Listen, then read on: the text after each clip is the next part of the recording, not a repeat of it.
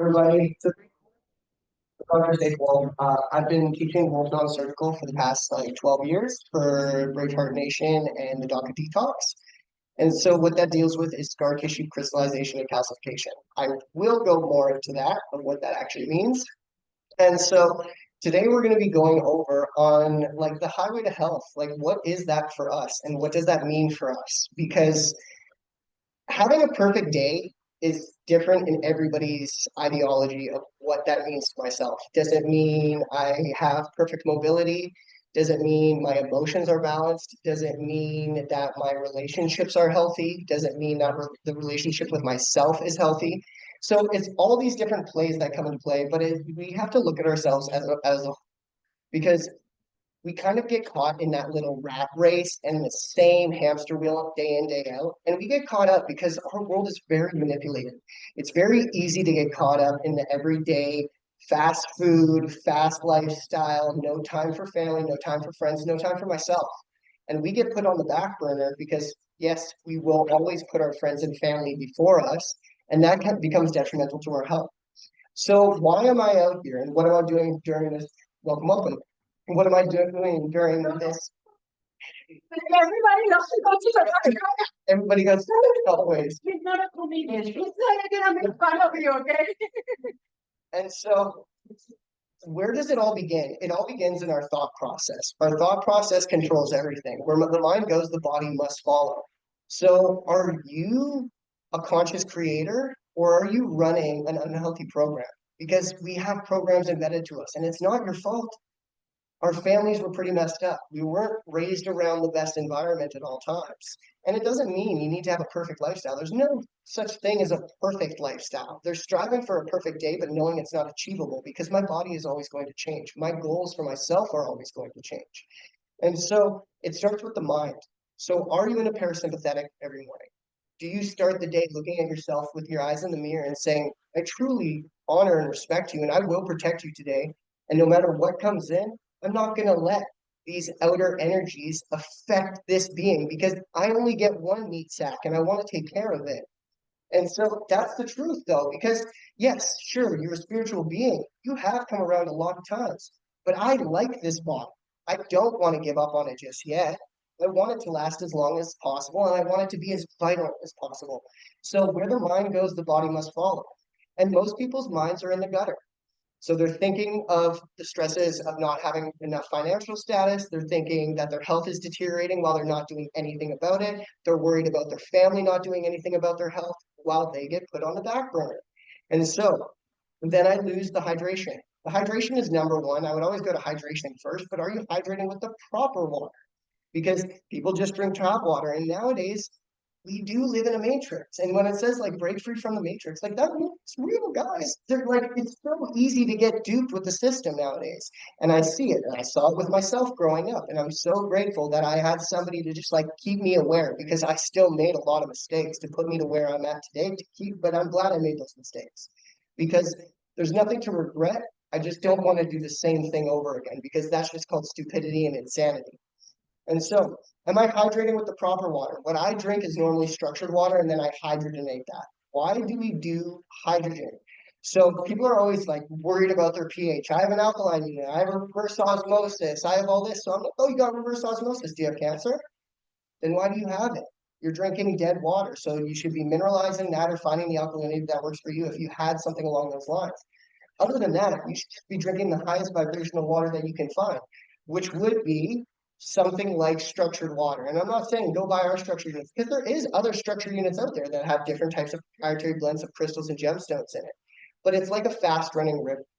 Why is there so much toxicity out in our day and age right now? There's all the chemtrails, there's the trains, the planes, whatever, all the coal mining factories, the lithium plants. But when it rains, the animals aren't dead. The bees, the trees, the flowers in the trees, they're still jumping for joy because it's a high vibrational thing. God is a real thing, and it doesn't matter what your God is to you. It could be Buddha, it could be a guy in the sky saying you did good enough, you're welcome. Nope, you're not, going somewhere else. Or it could just be great energy to you. Whatever that is, your God is important because you're an essence of it. And that's why, like, religion also is a super tough, like sensitive subject, but it's so manipulated nowadays. It's like you have to be punished for your sins. Why? I learned from it, and I don't want to be that bad person. Like I don't need to repent for anything. I'm the best version of myself. I was just a nice spiritual being trying to learn. And we come in here as a baby, and everybody's like, "Oh, it's so perfect. It's all good. Everything's so great." And as it starts to get right, as we start to age and as we start to grow, we start getting punished for specific things. No, no, no. Stop crying. You're not allowed to cry. It's okay. It's okay to cry, and especially for men. Nowadays, men, it's like, don't cry, not allowed, keep it quiet. It's like, no, you need to get into your emotion. And that it starts at such a small thing by telling that baby to shush. But the thing is, sometimes that baby is just going through some things. Maybe it has some gas pains, so maybe do some abdominal kneading. But everything needs to have a natural process, so allow it. We don't need to stop things in its tracks. So sometimes when people are like, oh, I just started this detox and I'm having all these bad symptoms, I'm done. Why? This is your body saying, wake up. I'm telling you that I need to flush this out. And yeah, you're feeling a little lethargic. Yeah, you're getting bad migraines. Yeah, you have bad indigestion. And yeah, you're getting bad abdominal pain because you're cleansing out. Allow this, get into your breath, find that inner child to say, pain is my friend, pain is my GPS, and it's going to tell me where to focus. But nowadays, we just run from pain. I had a client the other day, and this isn't putting anybody down.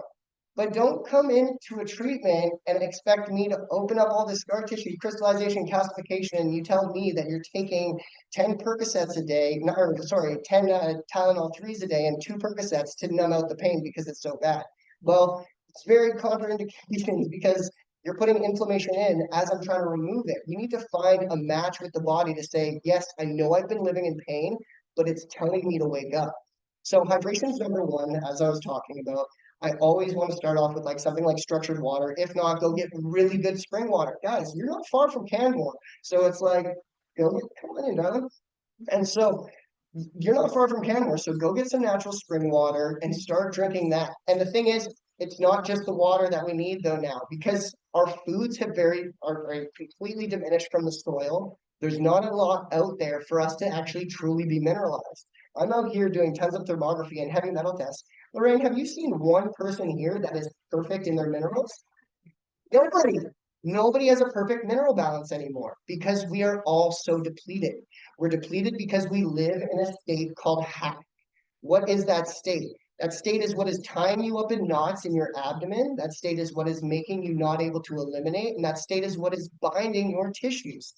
That hack is what is called histamine, adrenaline, and cortisol.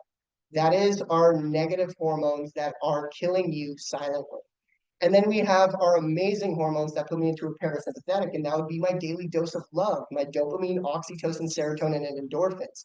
But most people, you create that. Most people's pineal glands now are calcified, anyways, because of too much toxicity, too much heavy metals, too much EMF, and staring at that calcifies the pineal gland. And then you're not producing proper dopamine, oxytocin, serotonin, and endorphins. So, why is your hormonal state out of balance? Why do you feel unaligned? Because of all these silly little things that, yes, technology is amazing. This stuff is crazy innovations. I'm so glad we have it. But we are wasting way too much of our day on it. We're being mindless and we're burning ourselves out because this stuff is meant to actually kill us to a degree. Sure, it's beneficial, but also with the tax it's taking on the society, I wouldn't say it's more beneficial than not. I think we would be better with writing letters to each other. So yeah, then we go into diet. So let's go into diet a little bit. But histamine, adrenaline, and cortisol is what binds you up. So hydration is number one. I really want you guys try, if you're not going to get a structured water unit, if you're not going to be drinking really good spring water, you need to at least get like a Brita filter or something that's like $50 to at least get some of the chlorine and fluoride out. Yes. Distilled water is dead water. So it's clean. It's very clean. Amazing for cooking. But that's about it. But no, it's better than tap water.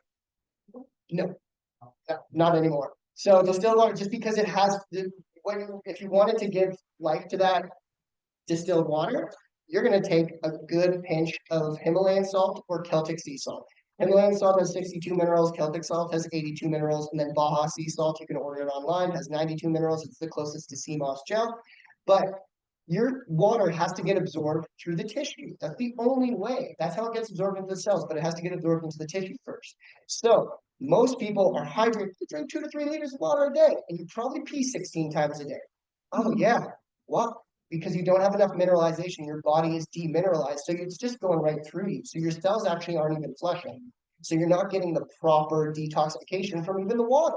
So remineralize your water by just sprinkling some salt into it or put a pinch on your tongue. If you have really bad headaches, you can take like 3 tablespoons of heaping salt and you get migraines all the time. It shows you're really low on minerals. I would also recommend like the Perfect Day multivitamin and the Ormus minerals. Those are out here. But that is going to be like your electrolytes and your actual minerals. They come from like glaciers in Antarctica and like some specific stuff from seashells or oyster shells in another place. But there's a lot of stuff that will remineralize that way. But if you just want some salt and you're getting headaches, a little quick thing to do would be taking heaping tablespoons of salt in a liter of warm water, dissolve it. So like mix it all together until it's dissolved. Then you're just gonna have a regular glass of water, plain water, and you're gonna take 3 tablespoons of that super salty water into the regular glass of 500 mils, and I'm gonna drink that down. That's gonna help remineralize my body and buffer down the headache. So that's really great for that. But let's go into how we have become so crystallized, so scar tissued up. And yes, it is, as I was talking about, the emotional state first, because where the mind goes, the body must follow. And then when we're not in that parasympathetic, we're releasing that half. But what's going on in our digestive tract? So I'm going to talk a little bit about the digestive tract right now, and I'll explain how we break it down so much in this day and age. So yes, I got a stomach right here, and then my stomach comes into my small intestine. Got about 28 to 30 feet, depending on the size of your body and your physiology of small intestine. Then we have like a little door right here. That door should open and close. It should work. Most people's don't. And that door gets stuck open. Then it heads down to the right hip, our cecum. That's the beginning of the large intestine. You come up the transverse colon, come up the ascending colon, across the transverse colon, down the descending colon to the sigmoid. And then, of course, the liver and the gallbladder create some bile for that. The spleen does some stuff. But what happens is, as we age, yeah, when you're young, you can eat every bit of garbage and you still got energy. Great. Now I don't realize that that stuff is getting stagnant in my intestines. Don't care if you're a kid or not. You eat too much dairy, too much wheat, too much gluten, too much sugar, it starts to coagulate. Your digestive tract is not accustomed to this stuff, truly, especially with like the process and the chemicals that we have in majority of the stuff today. Nobody's going and getting organic, perfect Gouda cheese from Italy. Nobody's butchering their own cow and blessing it as they did it, because then it's all like calm and the whole meal deal. So you know what? A lot of the meat you're eating is probably pretty acidic because it was in a stressful state when it was killed. A lot of the cheese you're eating is super processed. A lot of the carbs you're eating are refined. And so there's not a lot of winning unless you're constantly mentally on the ball. So after I've damaged my stomach a bunch because as a little kid, ate like really crappy. Now just say you're past 25. Okay, your stomach acids are now 20% less of what they used to be. And then do another 20% when you hit 40. And then do another 30% when you hit 60. You're only producing probably 15 to 20% of the stomach acids when you're 65 than you were when you were 15. So that is not because you can't produce stomach acid anymore. That's because your bile ducts in your stomach are getting plugged up with all the crap, all the mucoid plaque. And then those bile ducts get stuck. And so how do we flush that out? Curcumin cayenne, drinking nice cayenne and lemon waters on an empty stomach to purge the bile ducts out. It always has to be on an empty stomach. I can't put it in with food. I need spice coming in. And I'm not talking about jalapeno spice. I'm talking about capsaicin. So then we go into actually cayenne pepper and that kind of stuff. So that comes in. And people are like, that'll give me heartburn. No, it won't. You're getting heartburn because you don't produce enough stomach acid. And then it mixes in with the food. And so it's like foody stomach acid splashing up at my diaphragmatic hole, making me feel like I'm roasting this area. So you don't have enough stomach acid because your bile ducts are clogged. So you drink a lot of cayenne water, you drink or you take some curcumin cayenne capsules on an empty stomach 3 times a day, and that helps purge out the bile ducts in the stomach. Then we start producing the proper stomach acid. So then I can actually break down my foods. But most people don't have proper stomach acid. So we're getting undigested food leaving our stomach into the small intestine. The intestines are literally just for mostly electrolyte and hydration. So electrolyte absorption and hydration, because we have to create the bowel movement to come out. That's why some people are scared when you get a little rabbit turd, because it's so dehydrated. And so as it comes into my small intestine, as it comes around that 28 to 30 feet, we have that door. Sometimes that door gets stuck open because you are so backed up. Do you ever see when that abdomen starts to stick out? Yeah, so you have so much putrefaction that the gas is rising and putting pressure. But the thing is, you can be super thin, just like me. And people are like, strange, you're really healthy. I could be the most unhealthy person in here because I'm so parasitical. I can eat as much as I want, just gaining weight. Well, his friends are eating all his food. So, they're not the friends you want. So then it goes into the small intestine. If we get to the ileocecal valve and that door is stuck open, that's when you will most likely, everybody has parasites. That's why you should do some sort of parasite cleanse if you're not doing cleanses, like every 4 to 6 months. Especially if you have animals, I would say every 2 to 3 months. Especially if you let them lick your face, I would be on top of just having a healthy diet and lifestyle all the time because there's no way of getting around. Your dogs are parasitical. Their bacteria in their mouth is so much strong. I don't care. They're licking their anus. They eat their crap. There's no way their bacteria is super clean to lick my face. You can't prove to me that's right. So if that door is stuck open, we're going to get a dysbiosis of food. So indigested and undigested food where it shouldn't be going because that door is stuck open. So I'm getting small intestine food heading towards large intestine food where it shouldn't. So then I have indigested food getting stuck in my cecum.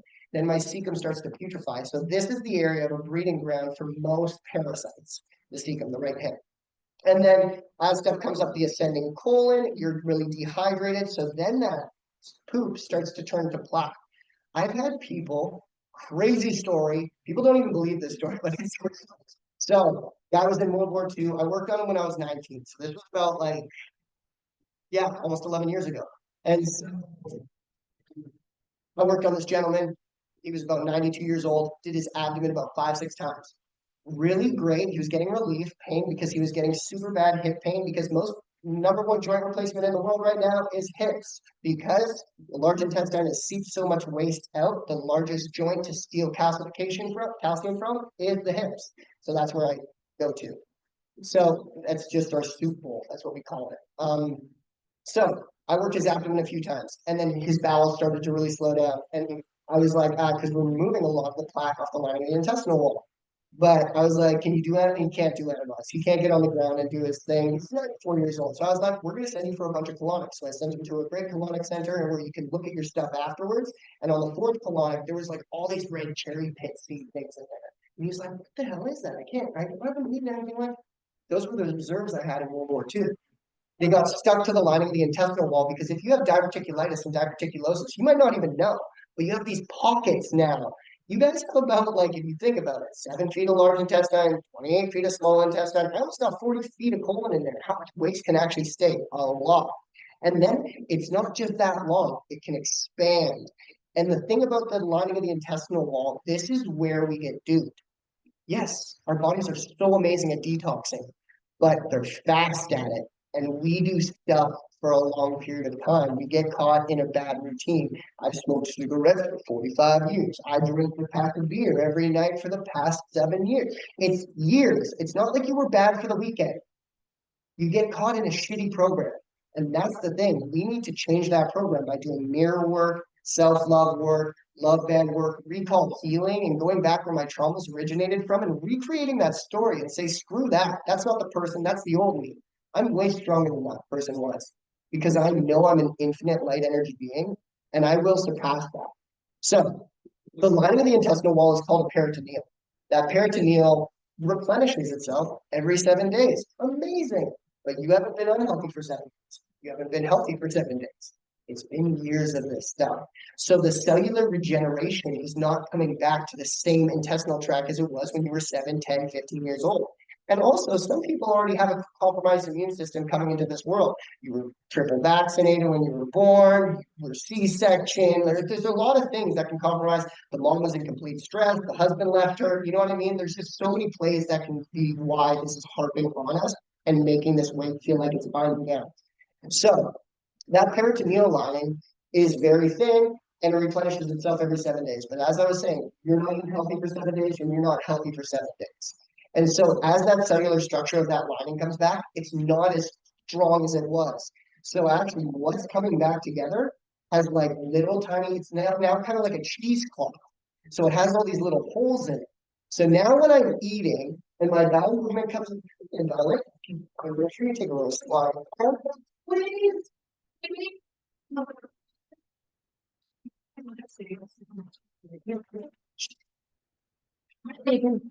We make it work. And so, as that lining, as I was saying, is this somebody? No. As that lining breaks down, and that replenishes, as I was saying, that peritoneal replenishes. I'm just trying to get back on track. It's like a cheesecloth now. So I put food in, and that's not the problem. It stays too long. And it's not the stuff that you learn. Oh, I had beets last night. My beets came out. Yeah, because beets are fast digested. There's so much fiber in it. But the thing is, you might have some pockets. So it's the old plaque that can be really causing you the problem. And so everybody's always different with their perfect day. Some people need mineralization immediately. Some people need to clean house first. Some people need just some nutraceuticals. Some people just need some, you know what, dietary changes. Everybody's perfect day is different. And we have to figure out where we're at. That's why, like, when you come out to, like, because our clinic is in Ixtapa, Mexico. So when you come out to Ixtapa, Mexico, you can come for doesn't really matter. I do trainings on how to learn non-surgical. We do emotional and nutritional trainings. We do individual couples trainings. We do just body work on individuals. If you don't want to get trained, I just want to come out and experience that. But what I like to do generally, if you don't know where your body's at, I'm like, oh, I'm generally healthy. That's what I think. I'm generally pretty healthy. But um, if you do a thermography, I'm going to slightly prove you wrong because it's giving me a 7 to 10 year rating. And a thermography is a temperature regulated test where I touch 120 points on your body to see a before and after stress test to see what organs are just not functioning to the way that they should and what's backed up in the lymphatic system and what's irritating in your joints. And so this kind of gives me an overlay because I had to get certified as a thermologist. So I got thermography done on myself when I was doing it. And I was like, I'm overall healthy, but it gives me a 7 to 10 year rating. And I was like, those are things I need to focus on. Because it doesn't mean I'm very unhealthy right now. It means I want to be aware of what is to come. What are my weak links in my body? Because everybody has one. We're all born in different places. You were all raised on different foods. You all have different blood types. That all also plays a role. So where is your old physiology coming from? And that is kind of where we have to kind of like hold ourselves. So as that lining breaks down, we get what we call, majority of people have it nowadays, leaky gut. Dr. Wolfe says pooping in your pelvis. Because the waste has now seeped through the large intestine and now comes into the soup bowl, which is our pelvis area. That's why hip replacement is the #1 joint replacement out there. So scar tissue has to spread its way into the hips, and then it'll come down and affects people's knees, and so on and so forth. But if you have a weak link in your body, the body normally goes to attack that. And as people get healthier, other issues start to come to the surface, and that's what's really cool. I can have a bad shoulder and I can fix that and great, but it's like then this kind of comes to the surface. You had a crying baby and a whining one. You just didn't notice the whining one until the crying one shut up. And so it's about dealing with all my issues. My body is meant to break down. I'm not here to live forever. I know I'm going to get sick. I know I'm going to get achy. I know I'm going to get in pain. How fast can I get out of it? How quickly can I rise from it? And how quickly can I dispute it and say, what a cool learning lesson? Because every single time we get sick, every single time we create an injury, it is a learning lesson. Not for saying, hey, you need to get punished, but what is telling you, what is life telling you about saying either slow down, wake up, pull the blinders up. There's something going on where we need to change our structure of thinking. And so, how does scar tissue create? I just kind of talked about it, how it creates in the abdomen. Generally, when people come in, I always want to start with dietary changes. And yeah, I can fix your knee, hip, shoulder issue without changing anything of that. But if you don't change your diet, you're putting the same inflammation back into the area. So I'm going to constantly see you as a reoccurring client because you're not getting to the root cause of the problem. And that's up here for what we're putting in here. So how does scar tissue create and what is scar tissue? So scar tissue is what we call, and scar tissue is what we call adhesions, fibroids, tumors, calcification, bunions, bone spurs, crystallization, and adipose tissue. That is the umbrella of scar tissue. So it's all dehydration, as I was talking about. But let's talk about how it actually creates in the very first place. If you already had a perfect diet, I'm going to talk about on an injury. So I have healthy connective tissue right here. Yes, there's way more striations to that. But I go to the gym like you generally would. You're breaking down, you're tearing the fibers to put more fiber in the area to create a bigger muscle. Great. But you're not really healthy and you tear too hard. Now I send excess fiber into that area. That's not the problem either. The next day you're generally sore from the gym, correct? That's lactic and uric acid buildup. That's not the problem either. Most of us are not in a parasympathetic state. And if we are in a parasympathetic state, that means being in the present moment. It's about 2 to 5% maximum for 99% of the population every day, 2 to 5%. Because other than that, you're thinking what your spouse is doing, how to create more money for the family, how to get away from my family, how to just change my life. We're all not happy with ourselves. Just life sucks. Why does it have to suck? You suck at living your best life. That's the only thing that sucks. You suck at making the right decisions for you on a daily basis that makes you feel like you're rising to the occasion. And the occasion is me having a vacation of life, living the best thing. And like, you know what? There is no such thing as perfect, too. And that's why I say you should enjoy, not when actual injuries and stuff happen, but you should enjoy getting into a little accident. You should enjoy getting into an argument. You should enjoy getting angry. And I'm talking about how long can you be angry for? How long can you be sad for? How in control of your emotions are you? Did me and my husband just kind of get into like a little disagreement and we just say, whatever, agree to disagree. I love you, baby. And we just keep it going. Or I'm going to go to bed angry and he pissed me off. And you know what? That's going to be his punishment. Where is the love? You just said one bout of anger, me angry once through anger, or one true sadness will set your parasympathetic nervous system off for 8 hours. And then I know within that 8 hours, you probably did something else, unless you were sleeping. But then did you go to sleep angry? Because then you're probably dreaming of stuff that's putting your body still into a parasympathetic state, where a sympathetic state, I would say about 75 years ago, occurred 3 to 5 times a month. When I had to hunt for food, when my baby was coming, when the weather was changing, shit like that. Nowadays, oh my God, he cut me off, I'm pissed. Oh my God, they fucked up my order. My life's over. We make excuses for everything. Now, it's a game of like irritation, I find. It's like so hard to get. Like, I love traveling so much because I know every time I travel, it's going to get screwed up. And I'm okay with that because I just know the way the world works now. So I always book 2 days in advance. I love watching, and you know what? It's just, I love watching it for me. I hate seeing how the world's on fire. And so I need to get that straight because it sucks. It's really saddening to see how much poison there is out there and everybody just thinks it's normal. But I love seeing how easily it can set people off. And it's so easy for you to stay in control. If you stay in your breath, if you plan ahead of time, if you know the world is always going to slightly work against you, it will work for you.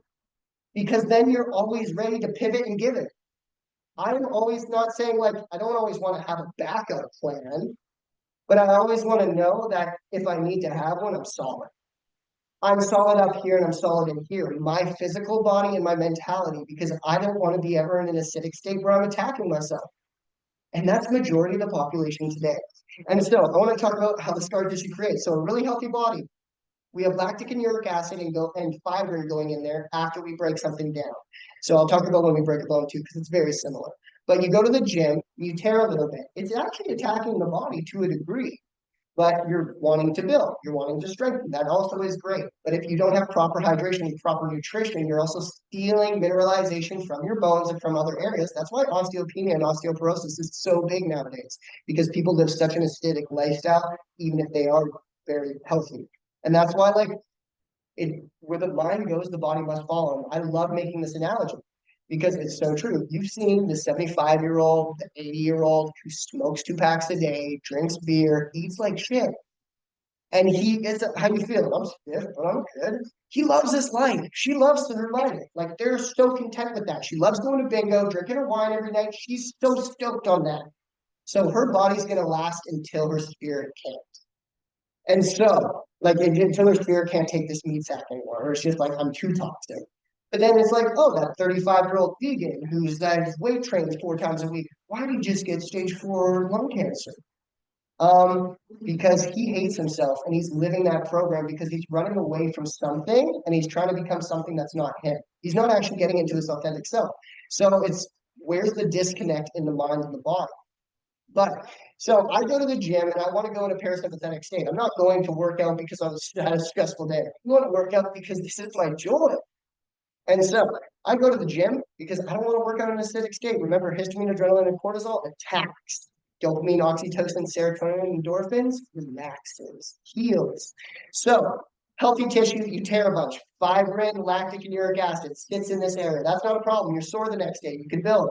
But your husband set you off. He said something. You went to bed angry. And now that workout you did is turning on. That meal that you ate is turning on you. And I want to go into a really cool test that Stanford did about like 15 years ago. But let's finish this one. So that's not the problem. You're now pissed off at your husband. Histamine, adrenaline, and cortisol are released. Seeps into the area. It binds that lactic and uric acid. So that lactic and uric acid binds and it actually turns to like a crystalline structure in the muscle tissue. So it's retracting the muscles from being nice and relaxed while healing and putting proper nutrition in. So now it's binding a little bit tighter. That's not even the problem either. You think you're all good because I just slept, I'm sore the next day. You keep doing the same thing, tearing over and over, repeating. Oh, keep binding. Now I keep binding to a degree where it's like I'm touching my trap and it feels like there's a freaking rock in there. Like it's soft over here, but it's hard in the middle. Okay, so you've contracted and you've ripped and contracted and put so much lactic and uric acid and you've released so much histamine, adrenaline, and cortisol, and you've had such a crappy diet and you haven't been hydrated enough where we've now bound so much scar tissue together. So it's just toxins from our diet. It's fibrous tissue that the body has to put there. And if I don't have enough nutrients, now I'm stealing from my clavicle, maybe my acromion bone or my cervical 7, and I'm going to steal some of that calcium to put excess displaced calcium in the area to pretend it's okay because my body doesn't want to live in pain. Scar tissue is our best friend, but our body overcompensates, which becomes our worst enemy. And so that's kind of how it kind of goes. And so now you have crystallization. Then you tore even more. Then you created a scar tissue formation. So you have like a little knot in there, but it's still kind of soft. You let it go even more. Now you have calcification because it feels like bone, but it's not bone. And you know that's a muscle, so it's not bone. It feels like it's coming right off the vertebrae. It's like a horn. Okay, that's calcium. That's literally a bone that you grew. We can still remove that, but we got to take our time to reconstruct the tissue and get the calcium back into the bones by remineralizing the body and taking proper iron and calcium. So in that general state, that's okay. But then also, if it blocks circulation for so long, then we can get mutation in the area. So you can get some kind of tumor creating in between my vertebrae because my spinal fluid's not flowing properly because that scar tissue mass that's now calcification is cut off 35% of the oxygen to the area. So same thing can happen, but it happens way more often in our pelvis, abdomen, and breasts. But in that area, I'm not going to call it a scar tissue formation if I was at the hospital. If you're with me, I'll say, well, I'm going to explain things in layman's terms. Let's make it easy. But I'm going to tell you that's a malignant tumor. We need to maybe do a biopsy and check it out. Has it changed? How are you feeling? How long's it been there? What do you notice? Okay, let me go in and check it out. How does it feel? Okay, let's do some cell sonic. No change. How's it feel? Next couple of days. That's not a malignant tumor. You don't need to do a biopsy to know if something's truly cancer. It changes. Cancer is not nice. It's very aggressive. And so, in general, if you have a tumor, like an actual tumor that's active, and you don't know, you feel like there's a mass in here and you don't know, and you want to know, but you don't want to go for a mammogram because I don't think smashing my breast to a pancake and radiating it will make it better. It just doesn't make sense to me. So let's think about that. So okay, how long has it been there? 15 years. Has it changed? No. You have a fibroid, so you got a block in your breast. You've had toxicity build up, but there's nothing, no worries. Okay, how's it feel? It's really hot today. It's really irritating. Tomorrow, changes. It's not so bad. The next day, it feels even more inflamed.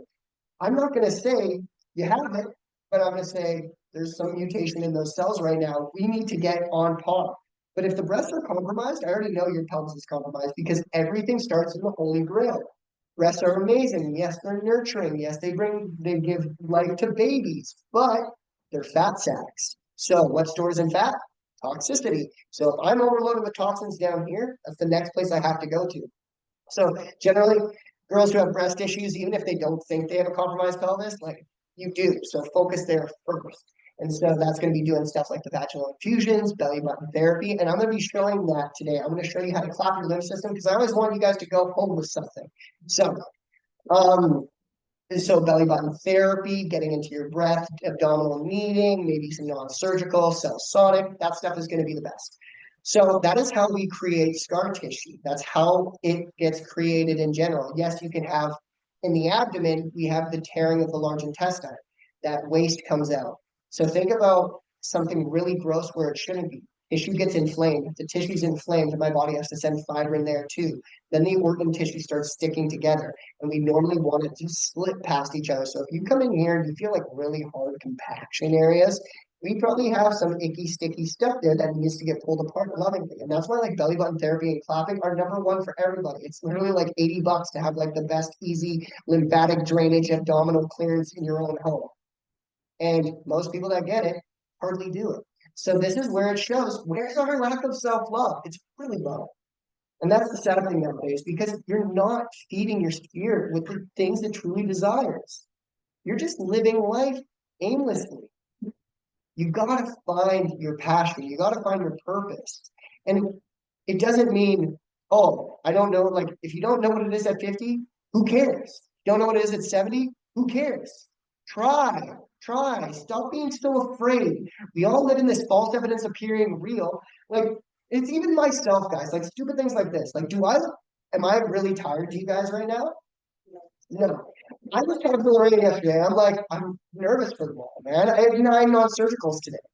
I had 9 non-surgicals, 1 thermography, and I'm coming here. I'm like, I don't know if I want to do the lecture. And I'm like midway through today. I'm like, yeah, right, Sage. Get over yourself. We create the fear before it's even there. So stop doing that. We need to find that passion and purpose for ourselves and love life because it's here. It's here for us. So we want to be doing things by hydrating really well, doing nice detoxification, from taking like a daily cleansing tea. And you don't need to take our products, but like, I'm not going to say this, but like Dr. Wolfe does more research than anybody else I've ever known. And he really takes his time figuring out the products, because what we can do for a headache, you can do for stage 4 inflammation. And the thing is, if you're like, I don't really know like a lot about health, the best thing you guys could do for yourself, yeah, you can download it as a PDF, but get the perfect day guide. This perfect day guide, literally, if you read this through and through 5, 7 times and memorized it, you'd be healthier and you'd be smarter than any doctor out there ever. This has lymph drainage to iridology to detoxification to scar tissue formation to how to remove tumors to all of it, to why it's created, to how to hydrate yourself properly. And right now, you get a discount, I think, for today. They're regularly 125, they're 110 for today. That book is what's going to set you up. If you actually understood it and read it and owned it, that's what's going to set you up for knowing how to become your own practitioner. And that's why what we do at the Doc Detox, like BHN University in Ixtapa, I love this stuff. I love lecturing to you guys. I love like just kind of like just awakening that spark a little bit. And I love doing treatments, but I also don't care to do treatments. I want you to learn this stuff. I want your partner to learn this stuff. I want your family to learn this stuff, because it's not that difficult and everybody can become their own practitioner. Everybody can become their own doctor. I have been to the hospital so many times in my life, and it has always been for accidents, broken bones, sprains, and actual stitches, because I'm not going to stitch myself up. Other than that, I've never been vaccinated. I've never had antibiotics. You got to be on top of this stuff. Stop thinking you are useless. And I don't mean you're useless. Like, oh, like when we say you don't love yourself, it's not like, oh, you completely hate yourself. You have a lot of factors going on where I can see that you're kind of poisoning yourself mentally and physically on a daily basis, where that shows lack of self-love. Yeah, you're still here. You haven't killed yourself yet, so clearly you love yourself. But you don't love yourself enough to why you're still living in pain and okay with it. And we're not the only company out there, but I would say we're the only company out there that will give you the full support always. If you're on track, like if you say, hey, I'm in, I say, how deep? How far? Let's go. I'm in it for you, because your success is my success, because it makes me more excited to become healthier myself. I want to see how old I can get without, like, not like, if I was like a care home or I'm in a hospital bed, take me out. I don't want to be here. But I want to see if I can break 100 and do a backflip. Like, I want to keep it, because like Everything I used to do as a kid, I can still do now, but better. And yes, but I'm 30 now. So what can I do when I'm 60? Can I keep this up? And I know things are going to slow down. It's totally fine. But I don't want to lose my abilities. And if we think back to the times when we were kids, when you had that like essence for life, what abilities have you let go, mentally and physically? What joy have you let go? Why did you stop painting? Why did you stop building Lego? You enjoyed it. And so it's about finding that inner child again and really connecting with myself because we've lost the connection because our connection's here, looking at the next person online. And hello, everybody. I love you all anyways, but I love me more. So I'm going to pay attention to what's kind of going on right here, right now. And I'm focusing on what's coming up in my life. And I'm focusing on how I can benefit my other friends and families and my clientele's life. But I have to come first. So if you ever feel like you're living the same day over and over again, and you're just kind of like mindlessly living day in, day out, and it's not getting better, you have to make a change. And it doesn't, and I'm not saying like make a change. No, stop. Look at yourself in the mirror. Give your head a shake. Think of back when your parents went to give you a scolding, but you give yourself that loving scolding. You gotta wake up. You gotta be smarter and hold yourself accountable because it starts with baby steps. And I truly mean baby steps. You don't brush your teeth twice a day, brush your teeth twice a day. That's how easy it is. Start with baby steps. Some people are like, oh, I want to start at the gym and I want to gain 25 pounds of muscle and I want, hey, why don't you just start with having more energy? Why don't you start with feeling confident in yourself doing this stuff? Don't have the end goal in sight. Have the next step. We are all trying to do this rat race and I need to get to there. No way. You're going to get there. And even if you do, you're going to fall off and it's going to be way harder to get back to that point again. It's like a heroin addict. Great. You got clean. Go back to heroin. You're going to have a hell of a hard time getting rid of it the second time than you did the first because the addiction is stronger.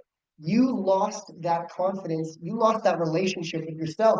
And we have all punished ourselves by saying, I'm going to wake up tomorrow and I'm going to do this diet. I'm going to go to the gym tomorrow. I'm going to make sure I call my mom tomorrow. 90% of the stuff that you say you're going to do tomorrow, you don't. Hold yourself accountable. Because the thing is, if I was your best friend and I said, please meet me at the gym tomorrow morning, I bet no matter what, you'd be at the gym tomorrow morning with me because you wouldn't want to let me down. Why the hell are you letting yourself down every single day? What the heck is going on here, guys? This doesn't make sense. And this is not because of you. It's because of the systems we were taught. And so it's a fun game to play. Your shears are up. But if they're down, man, you're going to get duped left, right, and center. And just know that like cut, poison, and burn is going to be a part of your lifestyle. But if you're going to choose to be that 1 in 10,000 and say, I'm going to rise to the occasion and I'm going to be that lioness inside because nobody can mess with me, but I'm going to spread my love and light. No matter what you say, though, brush it off because it doesn't matter. It's your internal opinion. I don't care. But you know what? Your internal opinion is more important than mine is. So what you just said really affected me. Why do we have to allow ourselves to be so? And so it all comes down to the mind. And this is where I'll talk about the test in Stanford, because I was just reading up an article about it.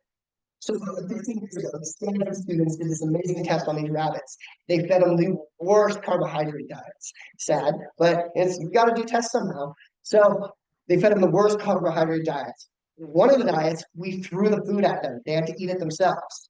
The others, we stroked the pets and we fed them. All the rabbits who had that had anxiety, died early, got tumors, got cancer. All the other rabbits, no issues. Why?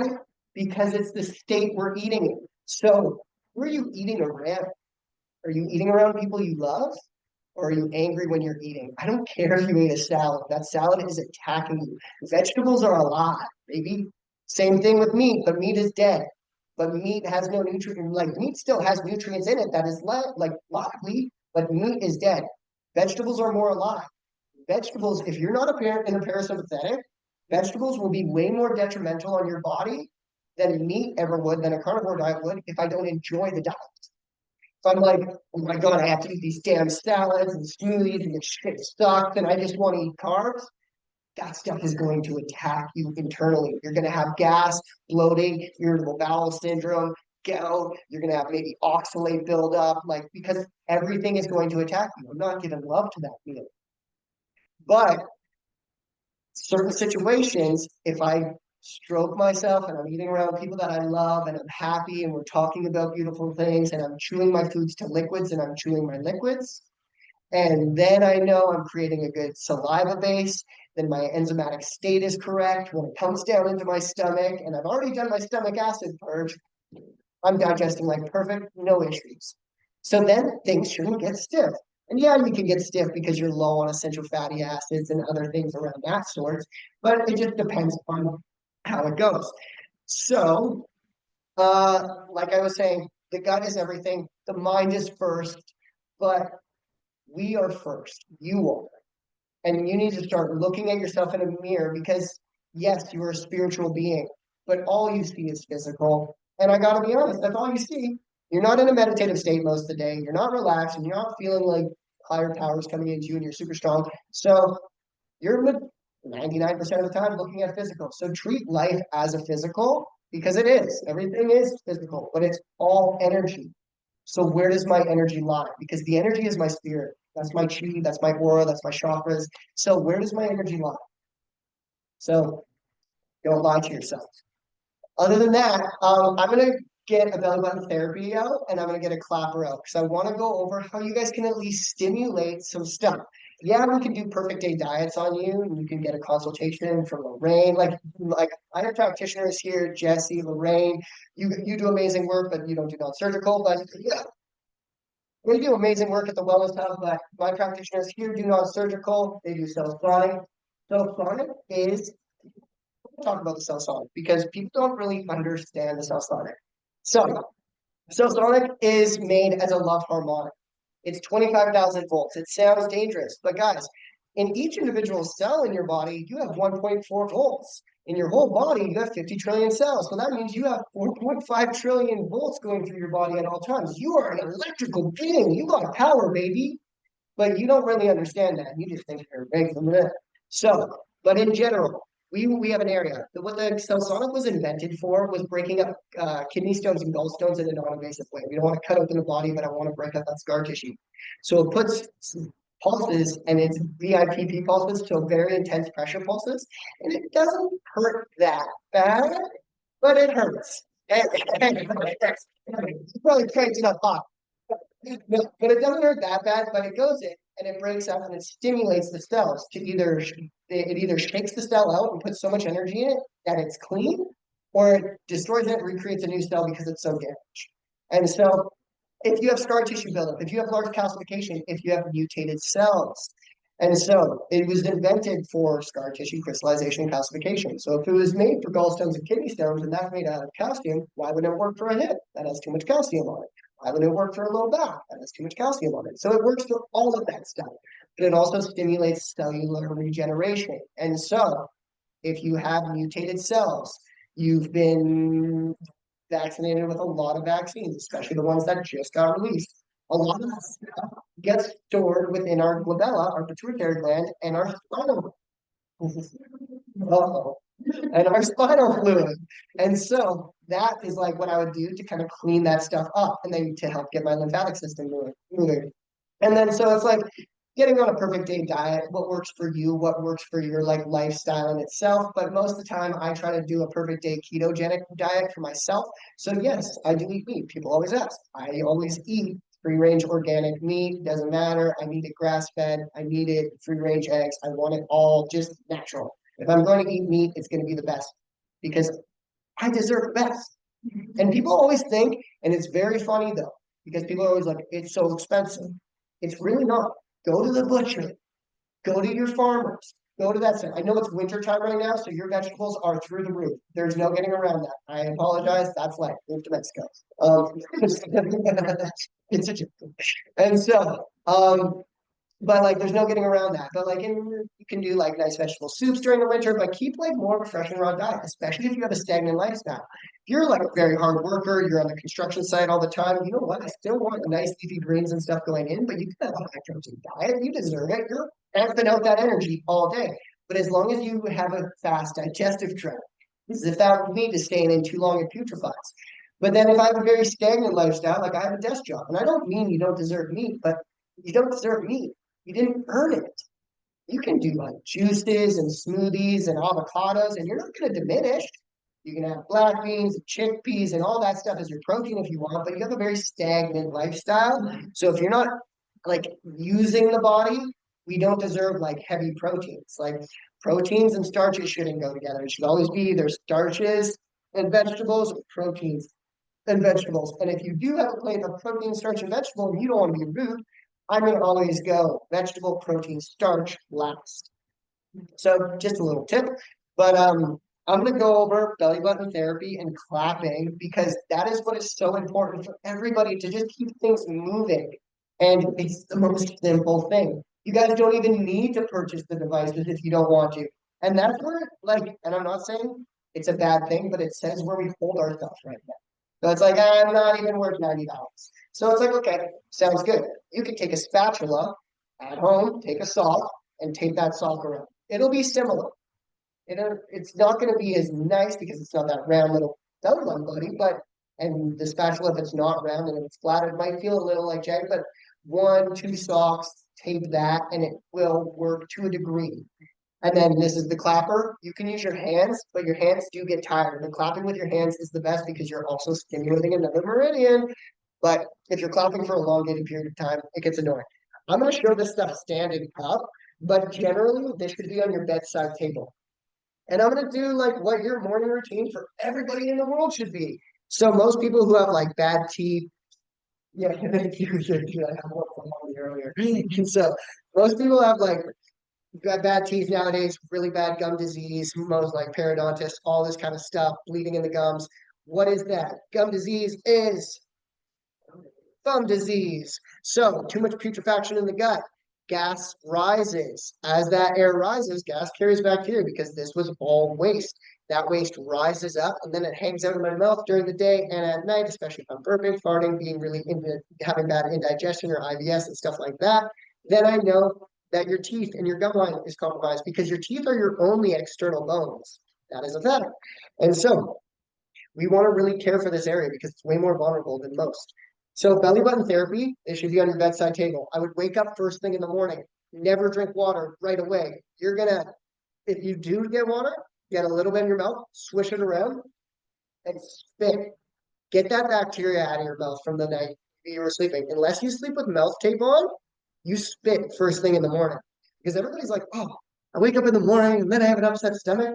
What'd you do? Woke up, drank some water. Okay, so you drank your poop from last night. So, and that is coming back down and it's irritating your stomach immediately. So it's just bad bacteria. And so that bad bacteria is coming in, creating a dysbiosis in the good and the bad bacteria. So most people have more bad than good nowadays. That's why we have eczema, psoriasis, fungal issues, all the joy. So in that general sense, we want to make sure that this area is kind of clean. So first thing in the morning, if I'm not sleeping with mouth tape, I'm spitting in the trash can by my bed. And then I'm going to take my belly button therapy button. So I start in the belly button in itself, but then you can remove it. It doesn't need to just stay in the belly button. Everybody thinks belly button therapy and they only see one video and they never look at anything else. It has to stay there. There's no rules to this stuff. There's no rules to getting healthy. Getting healthy should be the most fun you've ever had. Other than sometimes the detox symptoms are sluggish. But what's the best thing about getting sick? Getting better. And so that's exactly it. So enjoy the sickness sometimes. We'll be like, how fast can I get sick? How fast can I get better this time? How fast can I get better this time? It's a challenge. Make life a game because they're playing they're playing you on the joysticks right now. Because most of the time we indulge into their game. So play your own. Make your own game up and say, no, I'm not opting into these rules. No, I will not mask up again. No, you will not make me get a shot again because you know what? If we put our foot down, we will be able to make a mark. But you know what? Canadians are pretty weak. We conform super easily. Yeah, yeah, my man. But you saw it. You probably saw it firsthand. And yes, The people who stood up, were aggressive about it, and that's great. But majority of people, I would say 80%, were just like, hey, I think my neighbor has too many people at their house. What the hell? Like, come on. So, on therapy, this should be on your bedside table. You're nice and relaxed lying down. Because if I'm standing, my core is slightly engaged. My rectus abdominis muscle has to be a little tight. But I show it standing. So I start in the belly button. And this is how my digestive tract goes. It'll go right hip, right ribs, sternum, left rib, left hip, pelvis. So it goes cecum, hepatic flexure, liver, gallbladder, xiphoid process, where the stomach pushes up on the diaphragmatic hole. Most people have indigestion and feel like I have a hernia or heartburn. That's because the stomach is so inflamed, it's pushing up and splashing those acids, and it's pushing on the diaphragmatic hole. We got to do that stomach acid purge that I was kind of talking about. You're taking the curcumin cayenne capsules, drinking cayenne and lemon and water, doing stuff like that to open up the bile ducts. So, placing it in the belly button and stay in your breath, nice and relaxed. And you always want to do this and the clapper, not to where I feel major pain, slight discomfort. We always want slight discomfort because then I know things are changing. Pain means like, maybe I need to focus there a little bit. I'll go in lighter and beat it out. Something's really inflamed. So I'm going in, getting into your breath. And generally, like if you do this daily, after you start pulling all the adhesions apart, like just wait, if I get into my breath right there, I'm hitting my spine. So I'm hitting my spine. That's too deep though. Like it starts to like at my temperature. So belly button therapy, I'll say what it's good for. The adhesions pulls the adhesions apart. It increases your core temperature by 2 degrees, so it helps kill infection. And infection can't survive in the abdomen when that's, of course, the temperature is raised. But you're going to go about your day. Your temperature drops again, so infection can get created again. It puts the body into the parasympathetic, and the vagus nerve comes down and into the umbilicus area. So it stimulates my vagus nerve. So it puts me into a parasympathetic state. It'll energize you for the day and it'll relax you for the night. So working in belly button therapy. Nice. After I've worked in a few times, I'm going to angle down and to the right, my right hip. And I'm just working it down. And I'm staying in the belly button because a lot of times that's where that small intestine is. And you get so many adhesions built up around the umbilicus area. It'll feel like a thumb, like a thick thumb behind that belly button. Then we know there's a lot of scar tissue there. So I'm just staying in that breath, working down to that cecum. Then I'm going to angle up to my hepatic flexure, liver and gallbladder.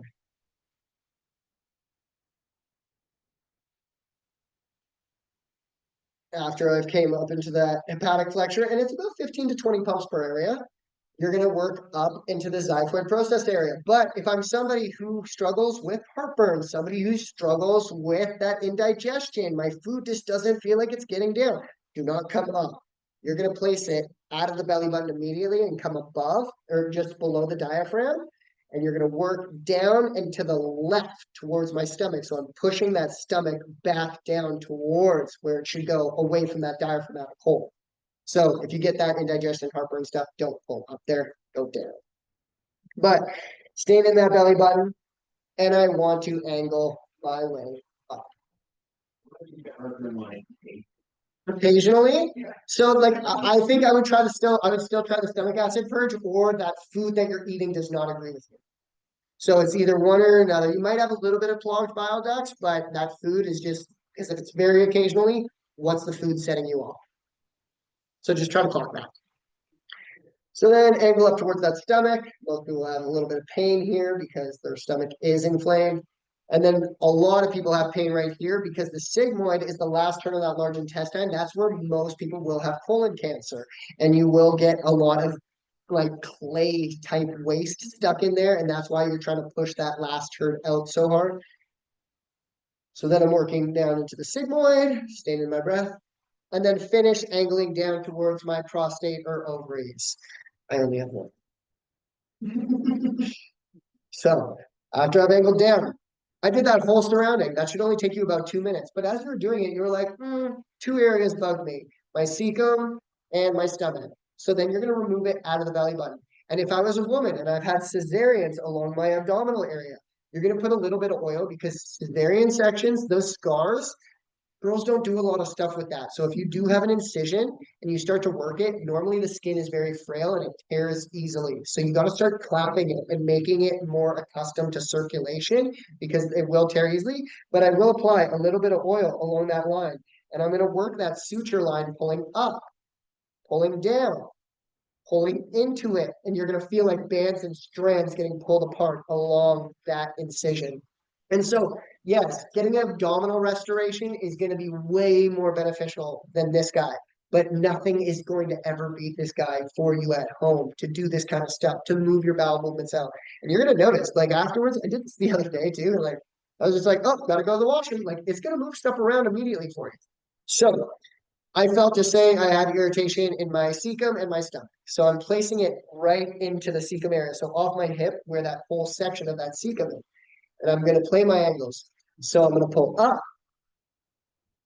I'm going to pull down. And you want to play all your directions when you're working in that area. Because I don't know how the adhesions have formed. And you don't know either because it could have been multiple ways. You could have been piling adhesions in there. So they could be going left, right, up, down. So you have tons of bands and strands. It's like a spider web that interlaces itself and locks around. Yes? Please go up into that area. And liver gallbladder issues. There's a lot of things that you can do from coffee enemas, taking the daily cleansing tea, taking good, not Bragg's, but good apple cider vinegar, putting a squeeze of lemon in a glass of water with 1 tablespoon of apple cider vinegar and 500 mils of water. Drinking that on an empty stomach helps just purge fat off the liver. It's not going to help the liver produce better bile and stuff, but it gets the fat off the liver, so it just kind of cleans it up a little bit. So stuff like that. So working into that cecum, playing all my angles, and then same thing I would do with my stomach area or with that liver. So I'm going to place it in that liver area. I want to work up into it. Oh, a little bit of irritation. Down off of it. Not so bad. Pull into it. And you're just playing those angles. So that's going to be belly button therapy. So super easy. If you don't want to get one of these, get a spatula and a saw. So clapping, like I said, you can use your hands, but the clapper is great because it has 2 different sides. One side has nubs, one side is flat. The flat side is going to be more for stimulating lymph areas and helping with skin. The nub side, come on in, friend. No, you're good. Good. There's no interruptions. We're all family here. And so the nub side is going to be for more calcified areas. So hips, knees, ankles, things that have built up like fibrous calcification in the area. So that nub side it doesn't break down scar tissue, but it gets in just past like the epidermis layer of the skin as we're slapping, and it helps break up a little bit of the fibrous tissue buildup. So if I have an area and people can't clap what they generally say they clap in a night. Some people are like, oh, I clapped my knee, my hip, and my head last night. So I was like, wow, you clapped for an hour and a half. Go 15 minutes. You slapped yourself. So the reason why we clap. So think of when you break a bone. As I was saying, remember, the body has to send great stuff there. It sends calcium, sends vitamin D, sends magnesium to help actually create that bone and put a lot of fibrous tissue in the area. But then also, as we're clapping, as we break a bone, we create stem cells. It's like same thing happens in a baby, same thing happens to create new things. But this is pretending to attack the body without damaging it. That's the best way to ever put it. So when I clap an area for a elongated period of time, I haven't made an incision, I haven't cut anything, I haven't burnt anything, I haven't twisted anything. And so the reason why it's so great, the body feels like it's being attacked, but no damage has truly happened other than just slapping the area. But the elongated amount of time. So when I do an area, it needs to be for like 20 to 25 minutes for a large area, 10 minutes for a small area, and 5 minutes for your lymph areas. So the 25 minutes would be like for a knee or a hip or like a low back kind of stuff. And I'll do about maybe 15 to 20 minutes with the nub side to break more of the fibrous tissue up, and then 5 minutes to stimulate circulation at the end. But the elongated amount of clapping is like I'm damaging the body. I'm damaging the body, but I'm not damaging the body. My body has to, it's not attacking it, but it has to pretend it's like, oh, let's try to help it. So let's send as much nutrient, let's send as much stem cells to the area, let's send as much circulation to the area to flush it out, but no damage happens. So the tissue has to replenish itself. So that's how it creates new stem cells. So you have to do it for a long period of time to create actually good stem cells. But clapping the lymph is going to help drain the lymph areas if you're just doing it for 3 to 5 minutes. So clapping a general area like a knee, I start with the nub side, and it has to be on skin. It can't be on clothing. So it has to be on your skin, and you're going to work around the whole knee. And if like an area is stinging so much for you, you're like, whoa, that outside stinging, move to the inside. The stinging's, by that time, the stinging's gone. You can come back. And that's how you can get to the 20 minutes an area. You just move a little bit. You give a little break. Back off. Okay, it's way too much. I've done so much for about 10 minutes, 30 seconds. Little break. Back to it. And you keep it up. And you can't tap, guys. The first couple times you do clap your lymph areas, I expect you to bruise. Because everybody in here is above the age of 30. If I clap my first time, I would bruise. So you have to see that bruising come out because you have your lungs and your heart in here. So that is also showing meridians for your organ system as well. But that bruising is toxicity in the tissue. So if I like wake up in the morning and I'm like, where'd that come from? Where'd this come from? Why am I black and blue? You're overripe. So you're a little toxic. So the tissue is a little toxic. So yes, and most of the time, you just like, I can fall down a set of stairs. It does not mean I won't be bruised. I'm going to be hella bruised the next day, but I'm not going to go black and blue. I'm not going to show that my tissue's overripe, that it's disintegrating and grow, like not in a good, healthy state. It's coagulated blood. And so we really want to clap to flush that stuff out. So your lymph areas. So we have our elbows, our armpits, our groin, our neck, our chest, behind the knees. And of course, we have like little lymph nodes in our ankles and feet, little ones in the head. That's not the main lymph drainage points that I want to be hitting. So I usually tell people who have a clapper, pick one area a day. So today I'll do my elbows, 5 minutes aside. Tomorrow I'll do my neck, 5 minutes aside. The next day I'll do my chest, 5 minutes aside. The next day I'll do my armpits, 5 minutes aside. The next day I'll do my groin. The next day I'll do my knees. And now that you've done that, you couldn't pay for that great of a lymph drainage. So, no, man. If I would be worried about the pathways if you change nothing in your lifestyle. If you like smoking a pack of cigarettes a day and you're working and you're not really eating well, you're super carved up and you're trying to flush your lymph system out, I'm going to say why. You know what I mean? Because it has to start somewhere else. Like, why are you doing all this like good stuff for you, but you haven't even started where the Holy Grail is? With you're not even drinking water. So then it's like I wouldn't tell you to be clapping in that general sense. But if you are hydrated well, you're making sure that your bowels are moving, you're not eating an overly toxic diet, there's nothing you're ever going to worry about that because it's not a mass amount. And if people have like plaque buildup within their blood, get them drinking a lot of curcumin cayenne or cayenne pepper, and that is going to remove the plaque buildup in the blood. There's no worry ever. I've never had anybody have any. There's this really cool video on Telegram, and it's real because you can see they were like filming it and like freaked out. It was in China or something. And so this guy dies in the movie theater beside this dude. And this guy just rips up his arms, and this guy just starts clapping so hard, just like as hard as he could, like whacking this dude in his lung. And then he asked the guy beside him, and he's like, start clapping the other one. They're slapping him on the back of the neck. They're hitting him so hard. All of a sudden, it's like the guy's resuscitated. Comes back to, passes back out. They keep slapping him. He comes back again. And it's like, wow. So no, you're just going to help the circulatory system. In all honesty, people are way too worried. If I've trained so many massage therapists and chiropractors, don't touch the spine. Man, you should see how hard I grind against the spine. It's not going to break because I work to the client's pain threshold. I know where your body is at. I'm working with you, and I'm never going to overshoot what you can tolerate. I'm never going to overshoot the body pushing back at you. So as practitioners, we have to find that point to match up at, and that is my job when I train you to make sure that you have the confidence in. And so when you leave, man, our world's so deep. It's not therapist. Don't push towards the heart. Push towards and away from the heart. Bring everything away and back. We want to flush, baby.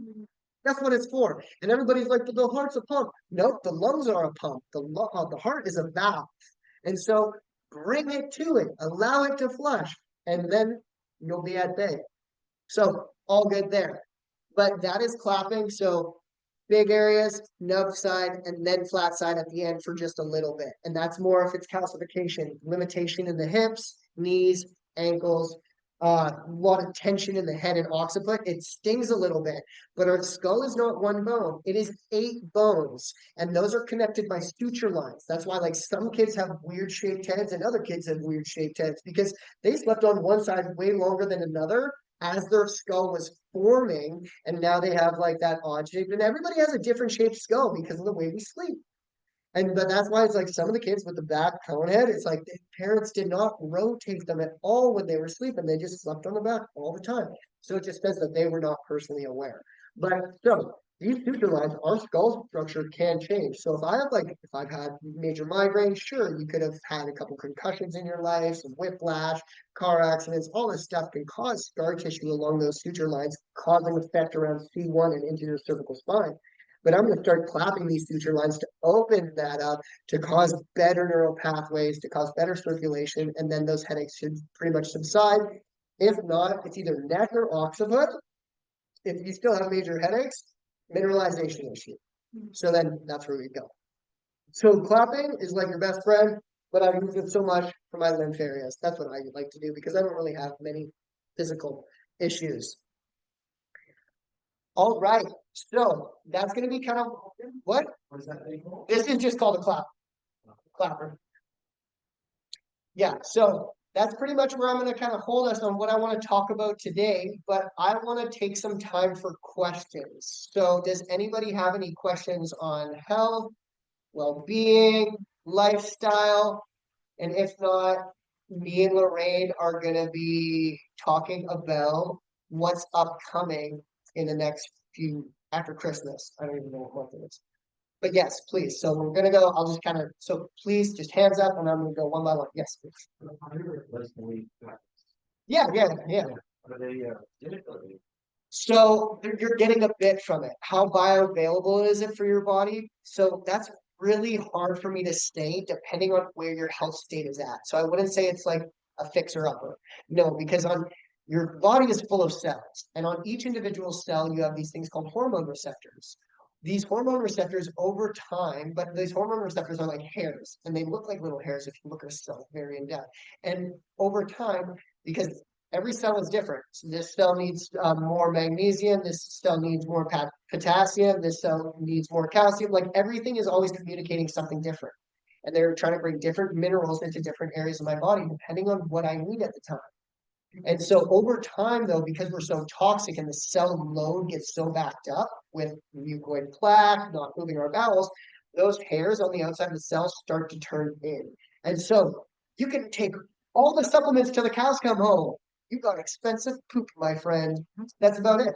And so it's like, we need to get something that helps. And that's where with certain, a lot of clients, and you see that all the time. Like Lauren sees that all the time. And it's not like, hey, you're going to be doing enemies for the rest of your life. I'm like, hey, can you do 30 days? Can you do 60 days? And that's generally where I hold people for a good house cleaning. And then we refurbish by good and bad bacteria. People are like, I drink kombucha all day. And I'm like, you're already too fermented.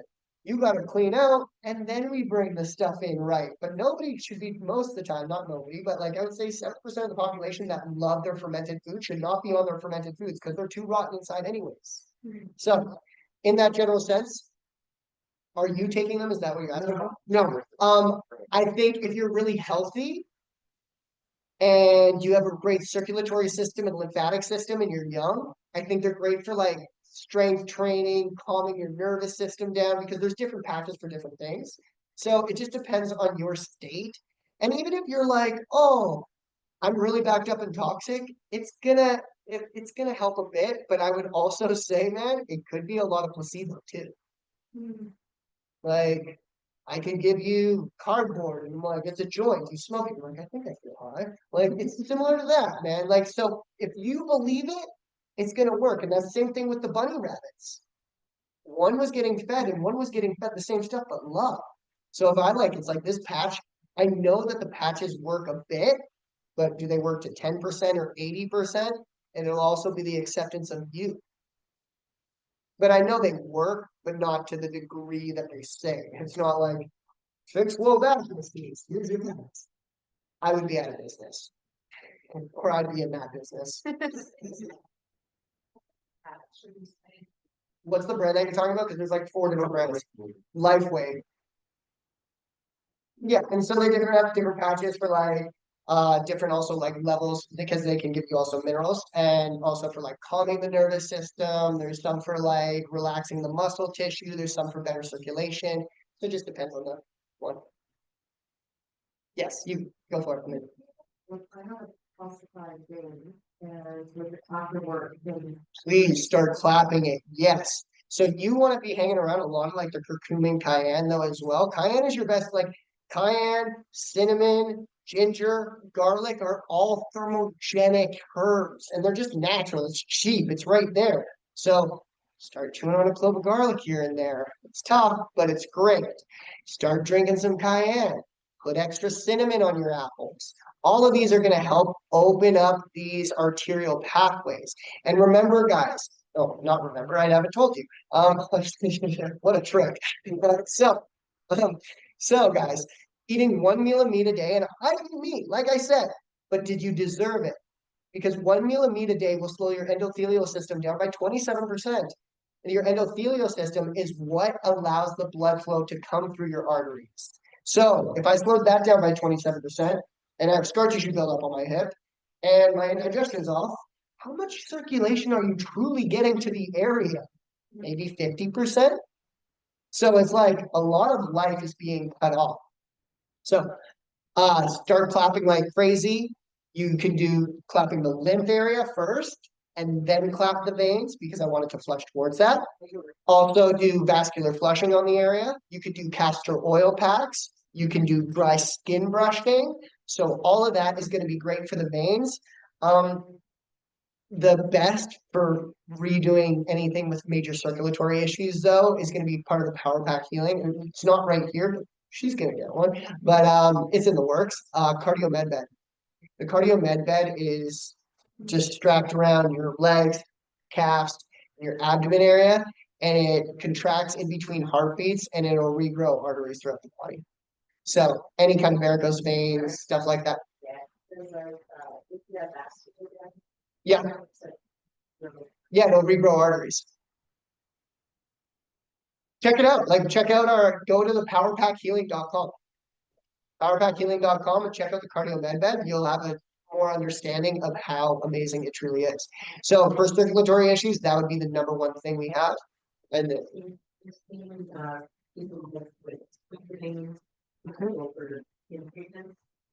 they're gone. Yeah. So stuff like that would be like #1, but then all that stuff that I just told you would be great to just stimulate that area. As spicy as you can tolerate. Yeah, and that's the thing. I was like, because some people are like, make it spicy. It's got to be spicy, but not unbearable. Like my uncle, God love him, he's insane. He does like a tablespoon. And I'm like, how do you like? I'll take a sip, and then for like 5 minutes after, I'm like, me, I'm like, half a teaspoon, that's enough. And I chug it. Like, I'm not somebody who likes the spice, so I'm like, get it down, quicker the better. It passes. And you're not going to do that forever. Like, and also, that's why some people like cayenne's great. It should be in like most of your foods, a lot of your waters. But curcumin cayenne gets in deeper because it's in a capsule form and it'll go actually into the digestive tract as well. It won't just help for the stomach. And that's what's a nice thing about it. And the nice thing about turmeric is it's more anti-inflammatory than cayenne is. And so the cayenne pepper in the curcumin activates the curcuminoids to make it actually be the anti-inflammatory, antibacterial. Yeah. Yes. It's almost like a non-invasive thermal. Thermography. So yeah, so that's what I was talking about a little bit at the beginning, but thermography is so it's a test. You have 2 different types of thermography. There's photoregulated thermography and temperature regulated thermography. So photoregulated will kind of capture like where your hot spots are. but temperature regulated. I have this set up to like it's a computer system and then to like a device. And I touch 120 points on your body with this device. And then we put you through a very minimal stress test. It's annoying because you're cold, but we put you through a stress test and then we do it again. It's just been funny the past couple mornings because we're always freezing doing it. And so we do the stress test again. And that will tell me everywhere from 120 points of what is going on in your body, what is overactive, what is underactive, what is blocked, and what isn't. And then we do like a treatment to or I give you a perfect day. No. So if you get some photography, I think your perfect day like that for you. And I think this is how to clean up the most. But if I see if you have an issue afterwards, you're like, whoa, I'm like, your abdomen's super off. I recommend getting abdominal clearance. And then, but the thing is, if you're like, I'd rather start with the diet, and I live here, I'd rather work with you on and on. We build this for you. Like, I want to work for you to become the healthiest person that you ever could be, to become your own practitioner. It's our job, it's our duty. It's our duty, like, yeah, like I love seeing you, but I love it more when I don't see you again because I know I did my job. And I know that you're doing your job. And I'm like, man, we're working it. And so that's the best kind of way to do it. Yes. how can we get that done? Like you're in town. So I'm in town and like how you're asking. Yay! No, okay, so I'm pretty booked up right now. I'm back in March and I do these tests. I bring this unit device with me everywhere. I was just in Toronto. I'm here. I'll be here a little bit before March to do treatments and then in March to do the course. So I'll be doing thermography here as well. I'll be bringing it to Kelowna. I do it everywhere with me. Maybe eventually I'll just leave you with a device once we get ours from Texas because mine's stuck in Texas right now. That's why I have mine with me. Maybe I can leave one here or somewhere else at one of the other clinics. In case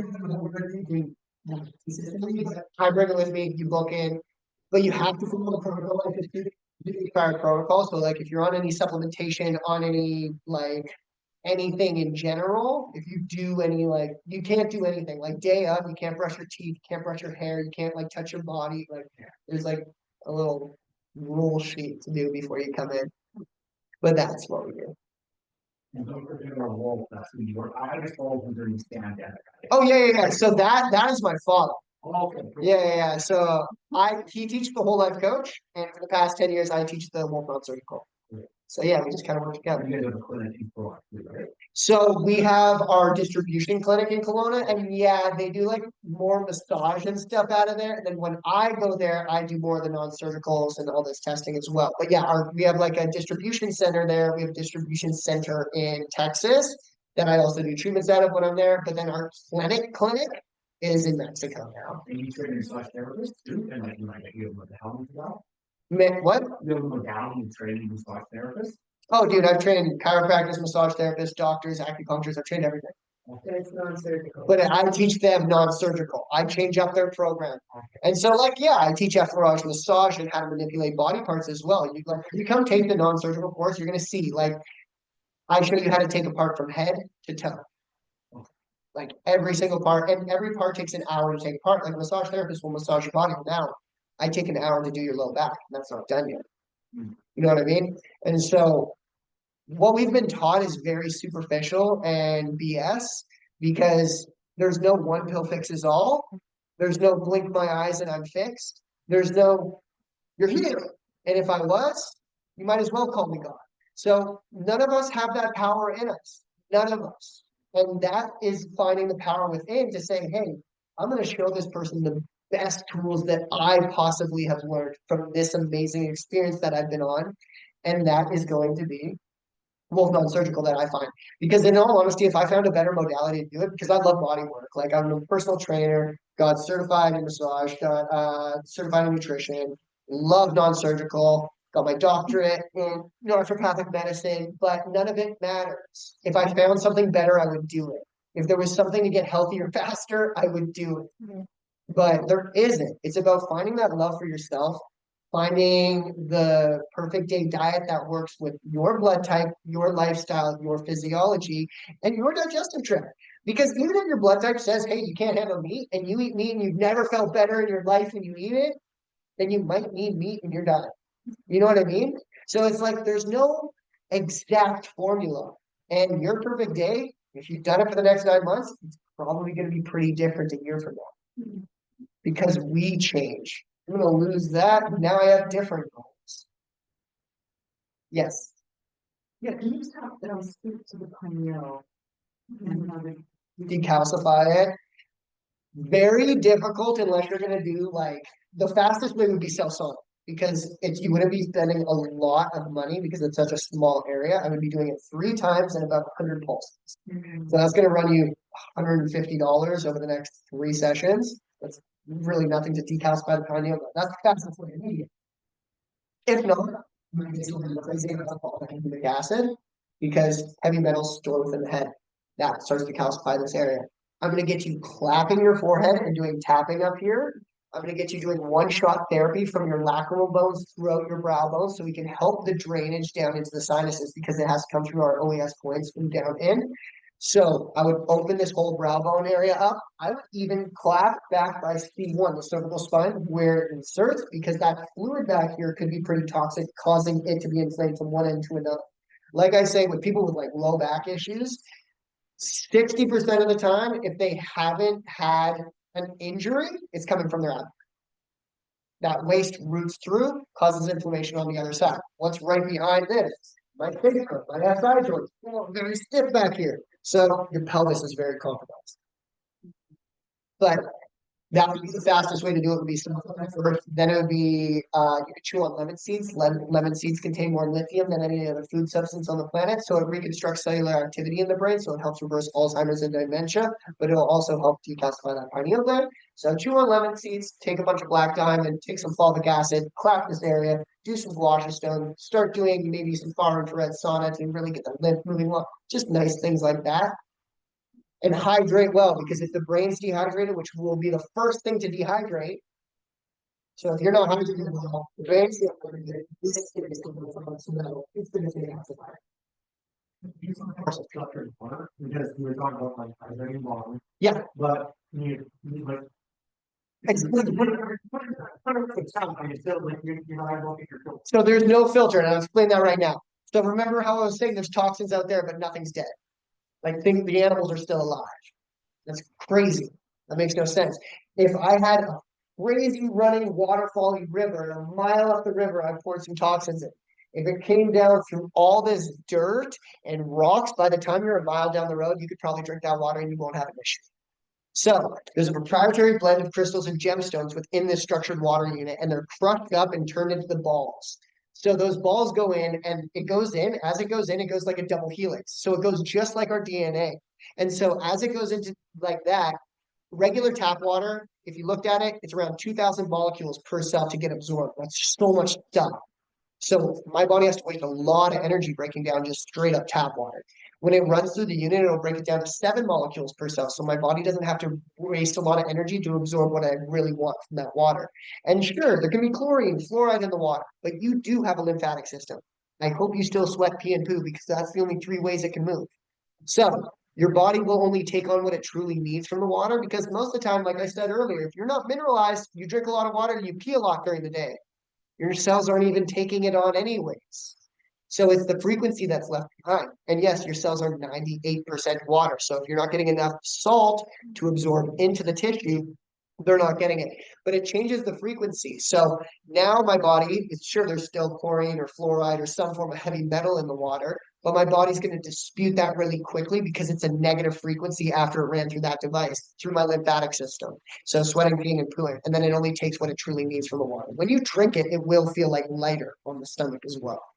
And then the same thing it goes for people who drink alcohol. I say take 2 to 3 ounces out of that bottle, run it through the structure unit, put it back into the bottle. You will not get the same hangover that you would if you drank that bottle straight. Well, I stopped drinking. Yeah, that's it. Yeah. Some people use their cooking oils through it. Then you have to put it in the dish. It's top rack dishwasher safe, but you can put like their olive oil and their cooking oils through it because then it gives more structure to the food that they're cooking.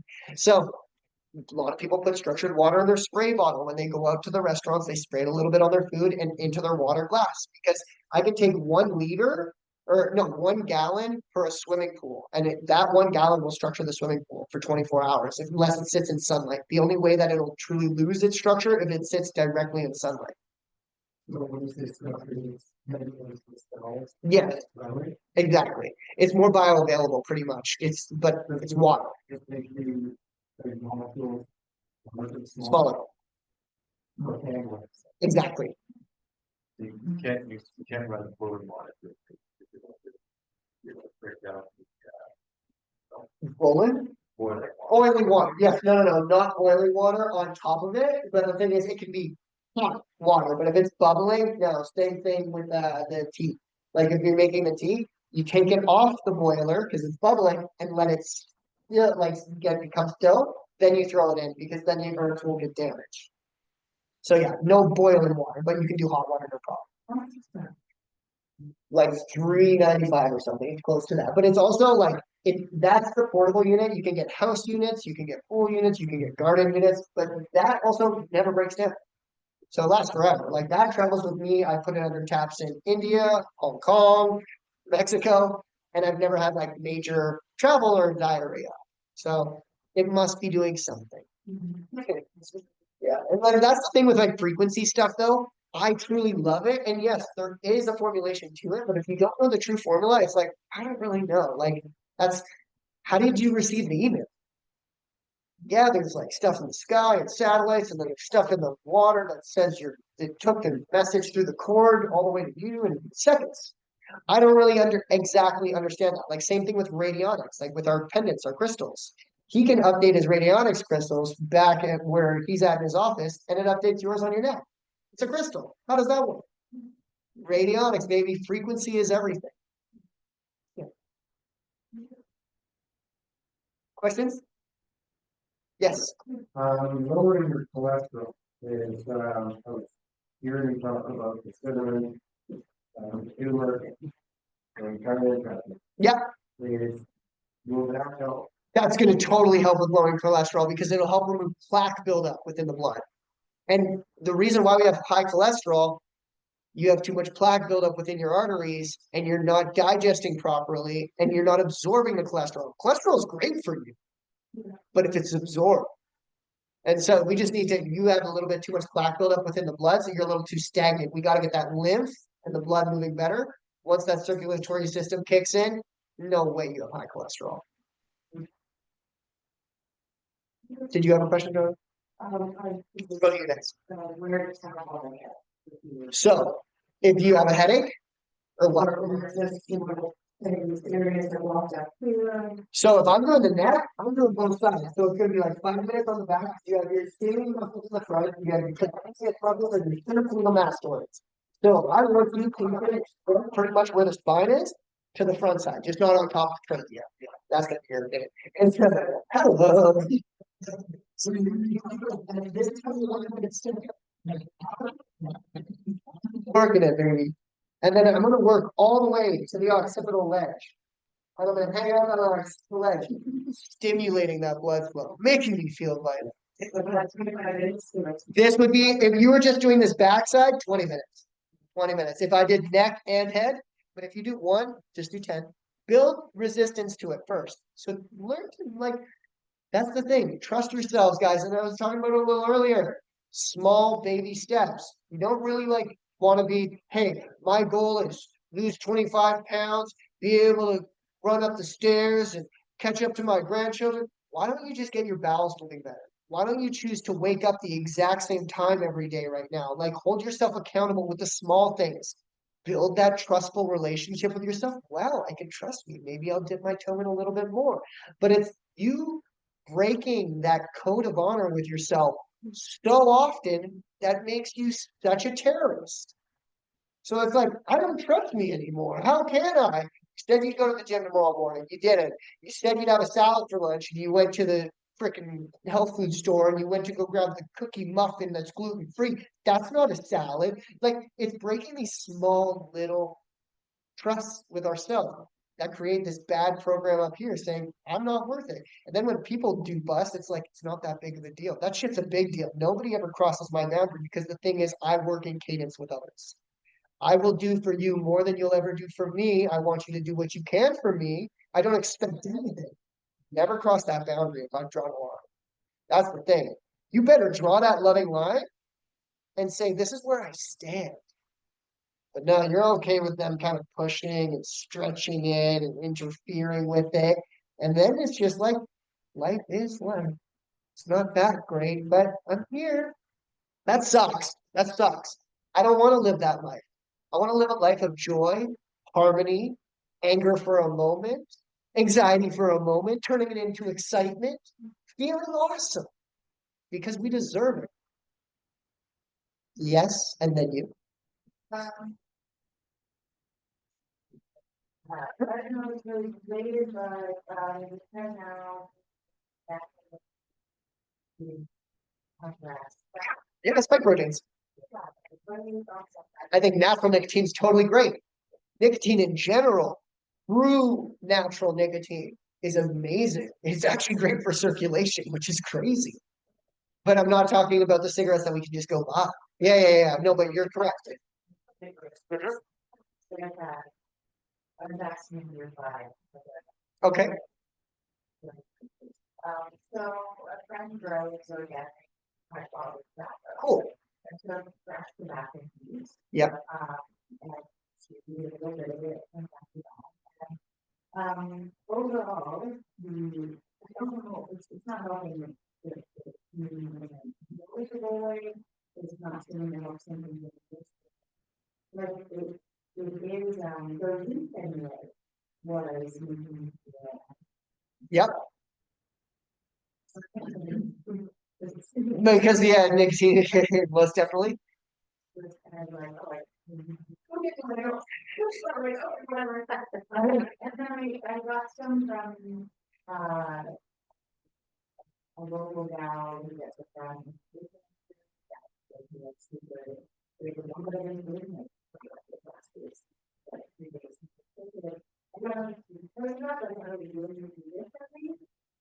It's a different nicotine. Yeah. Yeah, I think it's just because you changed up protocol. There's probably just was grown in a different area. It's stimulating a little bit more of a detox in a different way. Because everything holds a different frequency, regardless. Like one essential oil is different than another, but they're similar. They're both essential oils. Okay, so my question is then, like, it's like you said earlier with the animals, with one cat food and with one. Yep. And I think that too, like, it's like the alcoholic who is to. Yep. That's the thing. If I'm feeling that this unit is not, like, I'm going to give it a bit more time. I would give it a bit more time. Yeah. And if you go, I would say 7-10 days in, and you're like, it's not agreeing with me, then it's not agreeing with you. And then maybe just that. I would go back to the natural leaf. Yep. Correct. Patches are great because it's easy and it's just infusing. But the thing is, like, are you taking it because like see, the thing is, it's very difficult for me because if you're on Black Diamond and you are like taking some certain supplementation from like curcumin cayenne and you're doing really good stuff with the diet and you're working on your it only affects you if you're affected. Like, No, I don't take it from that. I take it from. oh, then that's totally fine. Then that's totally fine because no, it'll put you more into like a zone. Yeah, no, you're good. If that's how you feel, then please do so. For me, I try to stem away from nicotine because like waters can become addicting. You know what I mean? Water, you can drink too much water. Like, and so it's like I don't want anything that I might like too much. And like I can trust myself in a specific way that I hold myself in boundaries. Well, with you bringing up like the nicotine, I haven't tried it yet, so the next motion I would like to get on, but I was going to talk therapist and I'm 90% certain I with the shedding. I'm not the shedding, but. Yeah. I saw the lady that I seen for a while and she got a cool from the flu and the COVID thing. I was going to have a good joint pain about that like 30 days. Like, I'm hesitant to take these kids, but like, if you cut them in half, I mean, that is that It's still beneficial. Yeah. Yeah, but I would even, if you're that afraid, cut it into the piece that you feel like you're like, that's okay with me. So do a tiny strip today. But it is not gonna get too addictive though, like if you start taking weight and it works. No, no, I won't say it's gonna get you addictive if you go like piece by piece. You build resistance to it. You know what I mean? It's like, oh, it's like a sliver of the patch today. Do that 3 days in a row. Okay, now we boost up. Do you have any sort of craving? Then it's like, okay, now we're gonna stop that. Because then we know my mentality's not that strong yet to think that I'm overcoming this. You know what I mean? Because where the mind goes, brother, like don't think that nicotine's gonna make you, because a lot of time it's not just the nicotine, because that should be also feeding that craving that you get. Most of the time it's the hand and mouth action that you get addicted to as well. It's mostly very hard. Yeah. And you're like, I don't want to do it again. I get it. I get it. What? Cigars? The odd one is fine, man. And especially if it's like quality Cuban cigar, no problem. Of course, it's always going to be damaging a little bit to the bronchioles and the lungs and everything. There's no getting around that. But the odd cigar, it's not bad. Live life. There's something called living life, guys. There's something called, hey, you're unhealthy, get healthy. And then mitigate your lifestyle. I think it's great to go out and have a glass of wine. I think it's great to have an odd beer. I think it's great to have the odd pizza. The odd, not once a week, not twice, 3 times a month, not 4 times a week, like once, twice, 5 times a year maximum. I go out and I'm just like, yeah, I don't care what I have. But I'm just always mindful. And then the days that I am bad, did I make sure I take my daily cleansing tea? Oh, I ate super crappy over the whole vacation. I'm gonna go home and do a couple rounds of coffee enemas. I'm gonna like, are we mindful beings like this? Balancing out the negative with the positive. No, we just keep calm down. And then that's why we end up in the situation we are. 1, 2, 3, 4. Oh, my God. Me, yes, me. 1, 2, 3, 4. As things know, I have a kidney transplant. Yep. Back up for 35 years, so I've been on immune suppressants for that long. That have caused skin cancer, among many other things. So I am willing, praying, I have actually tried before, get off the immune suppressant Mhm. with, type of the doctors and say you get back to them. Yeah. ASAP. I mean, my brothers and Do they check everything, your levels every 2 weeks? they did not every 2 weeks, No. once a month.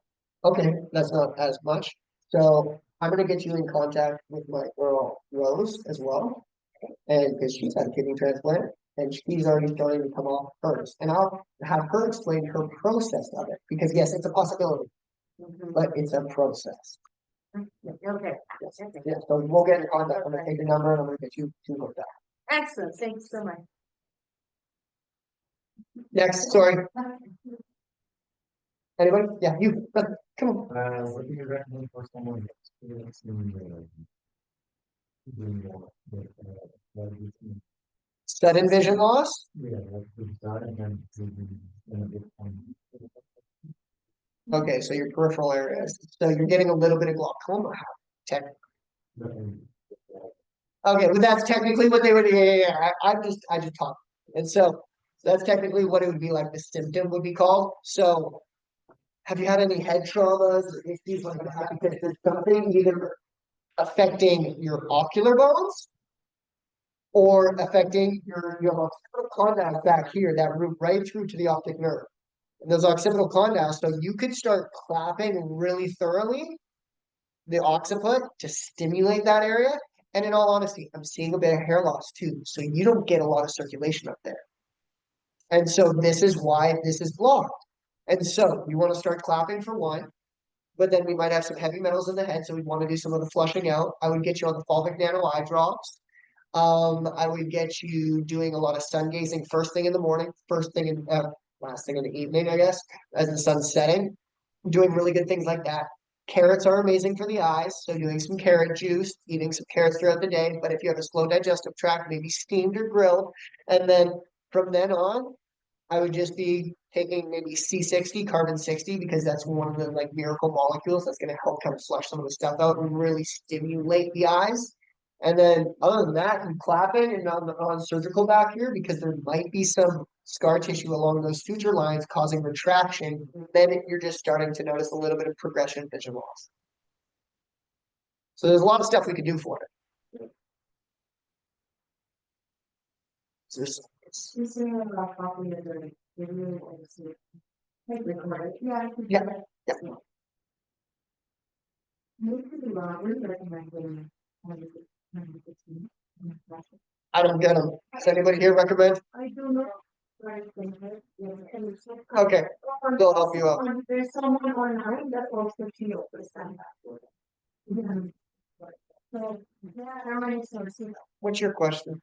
I think somebody asked one, but I know there is. Tinnitus, ringing. Hearing loss, Yeah, you have a fungus. all those different things that a lot of people are experiencing. And we talking about digestion and all that stuff. Yeah. If you told me, for the many years, it has anything to do with my digestion.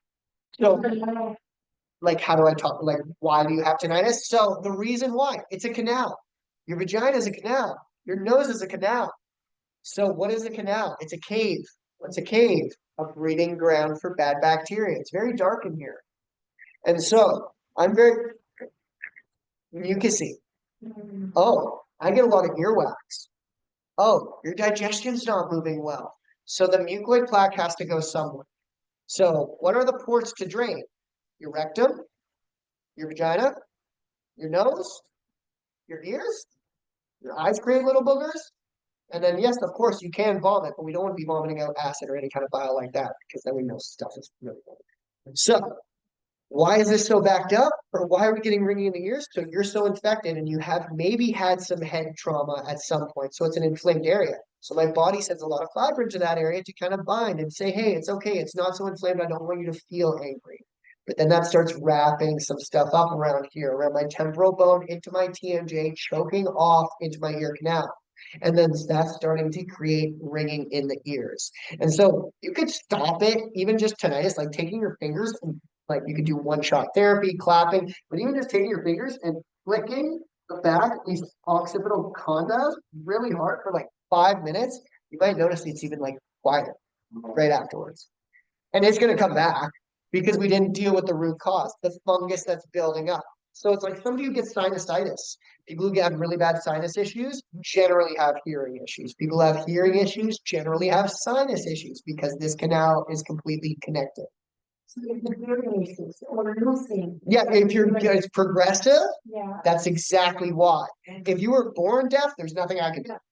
But if you're like, it's getting worse, well, it definitely could get better if we choose to be better. And so that's by doing things like thermogenic herbs, cleansing out the body, taking supplementation, allowing the bowels to move properly, putting in high vibrational foods that are easily digestible for my tract, and just working like so. Yes. I was in a car accident that gave me prolotherapy. Yeah. Because even though it couldn't have been the car accident, I was hypermobile. Okay. I figured this is not good, and I injected my pubic bone, my SI joints, my lower spine, and this is years ago. But I had this thing inside my legs, most like both of them. But so I was a dancer when this happened. I can still lift my leg up, but if I sit on the floor and put my legs apart, I get it. It's like searing, burning wire from here to here. And I don't know what to do. That would be surgical. That pretty easily. And we're going to go in because that same burning wire is probably coming around your ischial tuberosity. So your ischial tuberosity is where like that sit bone is because we're sitting on these bones. But there's a big hole there in that bone, and that's where a lot of connective tissue, nerves, and blood vessels run through, and that's called your obturator foramen. Beside that is your sciatic nerve. It sits like so. And so yours from them injecting and everything and putting that inflammation in there, but at the time it helped. Technically, in their mind, I told them, I said, that doesn't sound like the right physical things to do because, yeah. But they said, do you want us to help you or not? So that nerve is now kind of attached. And so there's scar tissue holding on to it. And so it's fine in certain areas, but then when I bend or go to twist in one other area, it's fine. It moves here, okay, moves here, okay, but it gets caught here. And then it pulls on the nerve instead of it moving through the sheath properly. So then you have that burning sensation down the back of the legs. So I would just like to get my elbow in there, strip it. Lovingly. How does cervical can help with scoliosis? Scoliosis, what do you mean? So the scoliosis, you have scar tissue on one side retracting the spine. The worst scoliosis ever, you'll never completely reverse it. And I mean the worst ever, where I've had clients that are like this. They walk in like this. So it's like there's no making that spine perfectly straight again. You're in this position, they're straightening you out, but it's never like you're gonna perfectly straight spine. No, we've adhesed to that. Like I've worked on a child though who's like that. We can change her structure as she grows. But if she's like 25, 30, 40, your body's like bended like that. But we can reverse some of it, but will it ever perfectly be a perfect straight spine? I don't ever want to tell them that. But it can help with pain. No, people who have general scoliosis, this kind of stuff, that's so fixable in 3 to 5 treatments.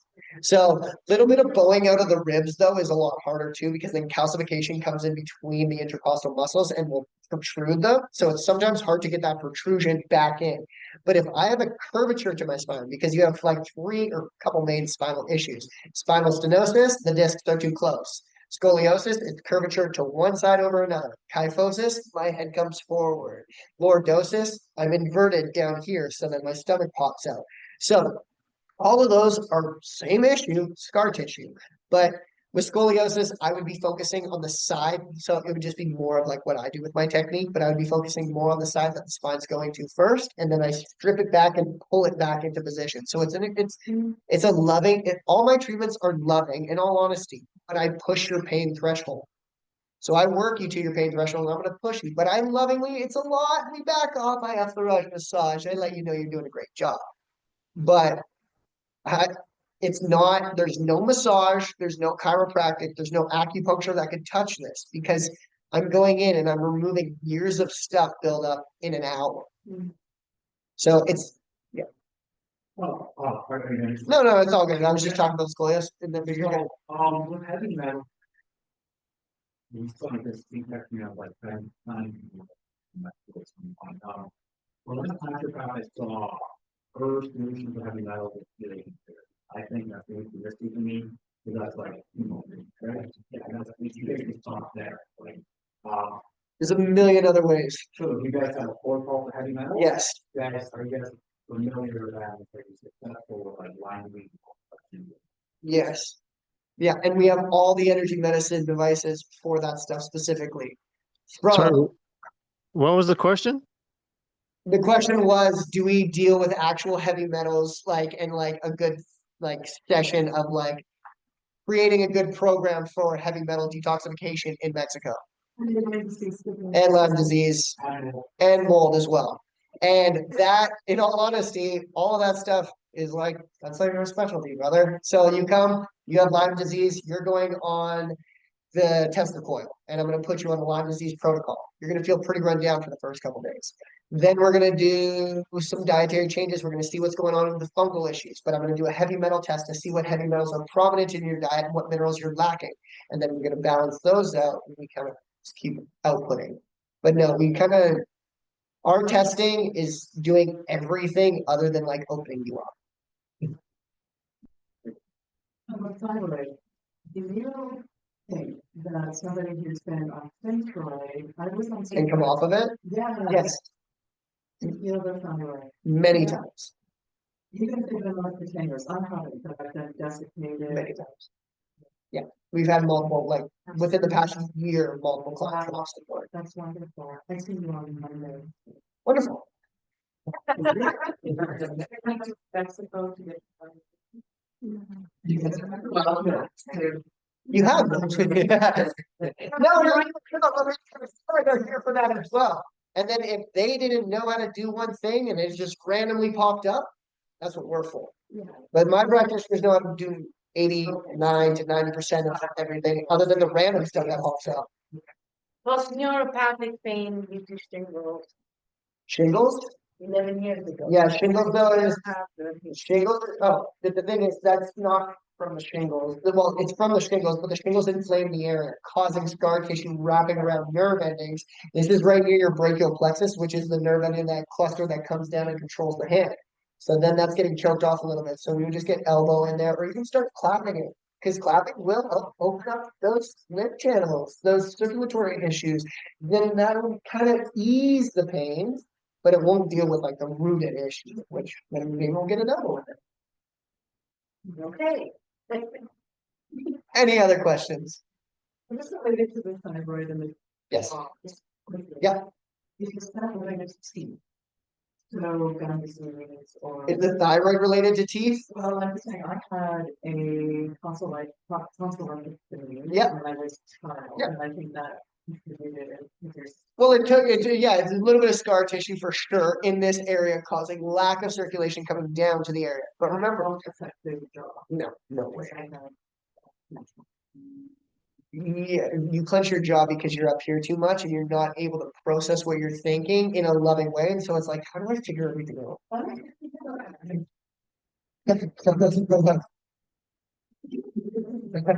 Too much. No, I just pick it up. Yes, love. Yeah.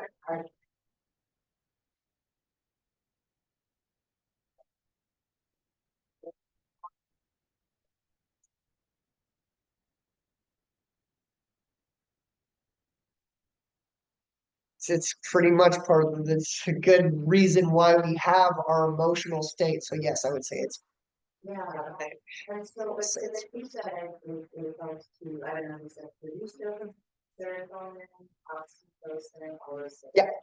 So because I don't at all feel spiritually impacted whatsoever, it's actually does not touch me. But I wonder like I'm more this transfer level. What's the goal? what's the role of what? I know that. I don't know. Keeping you in a parasympathetic state and like not being controlled by external things affecting our hormonal issues from like that. And so that kind of keeps me like in a positive headspace, clear mind, balanced well, feel well adapted, grounded. But and like you said, you don't feel like your spirit has been affected. But I feel like you don't live enough in your spirit where you allow your emotions to come to the surface more. And I don't mean, and I can tell that, I can see that right now. And so I'm saying you don't allow yourself to shine. You're the brightest light that is stored within. And I can see that because you have so much amazing information stored in here, but you keep your voice quiet. You don't really love to be heard. Honestly, Huh? I wouldn't say like I don't I was.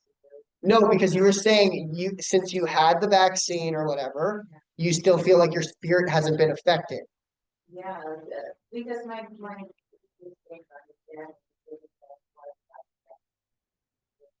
people say, oh, it's caused by your people are using fucking God or fucking spirit. And so in that way, like I definitely have not been impacted. I wouldn't say it's losing touch with God and spirit in itself. I think it's losing touch with like not true reality, but being like, I am connected, I am connected. You know what I mean? Being one as a whole, having spirit and physical as one in conjunction. Not like, no, I'm disconnected with God, like it's calcified, I don't feel him anymore. Like I think it's just like you feeling him running through your body, feeling fortified all around. You say to this that it blocks your ability to connect with yourself. 100% as well, because like the thing is because you're not your true self, because it's not open for your actual emotions, because the hormones that we're create our emotional state.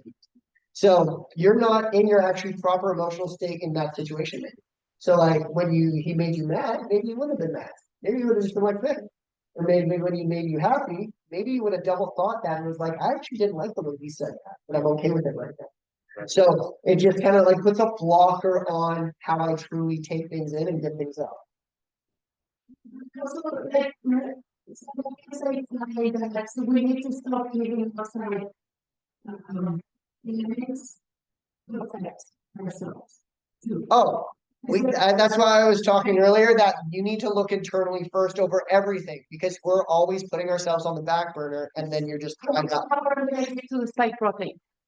Fuck that. That's Right? exactly. Like, I agree. is like how much power I'm gonna give to all these different things.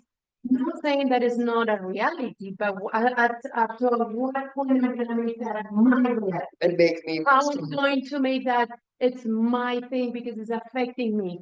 So I can also create that boundary. Yeah, that loving boundary. It's called that loving line.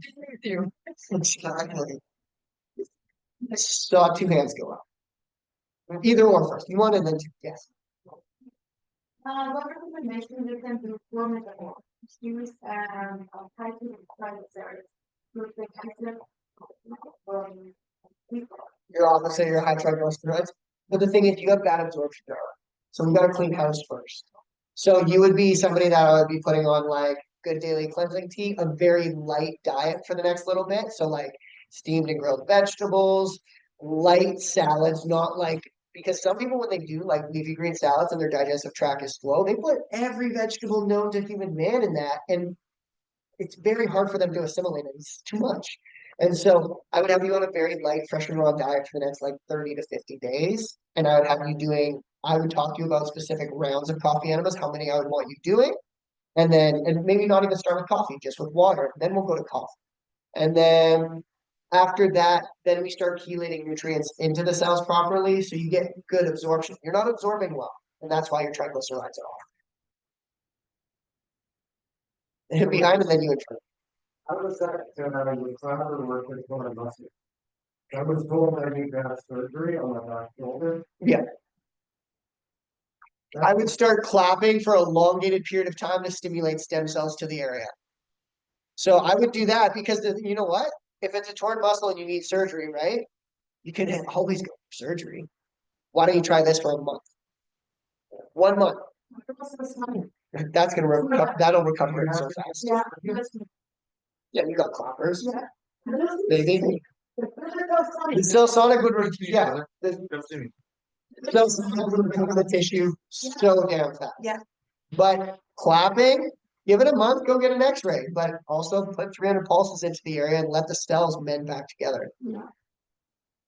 That's things like that. And what do you think about extended fasting? What's an extended fast, darling? I've put people on a 47-day fast. So I think over a few days, I'm super excited about it. Okay. Like this is my best weapon. What's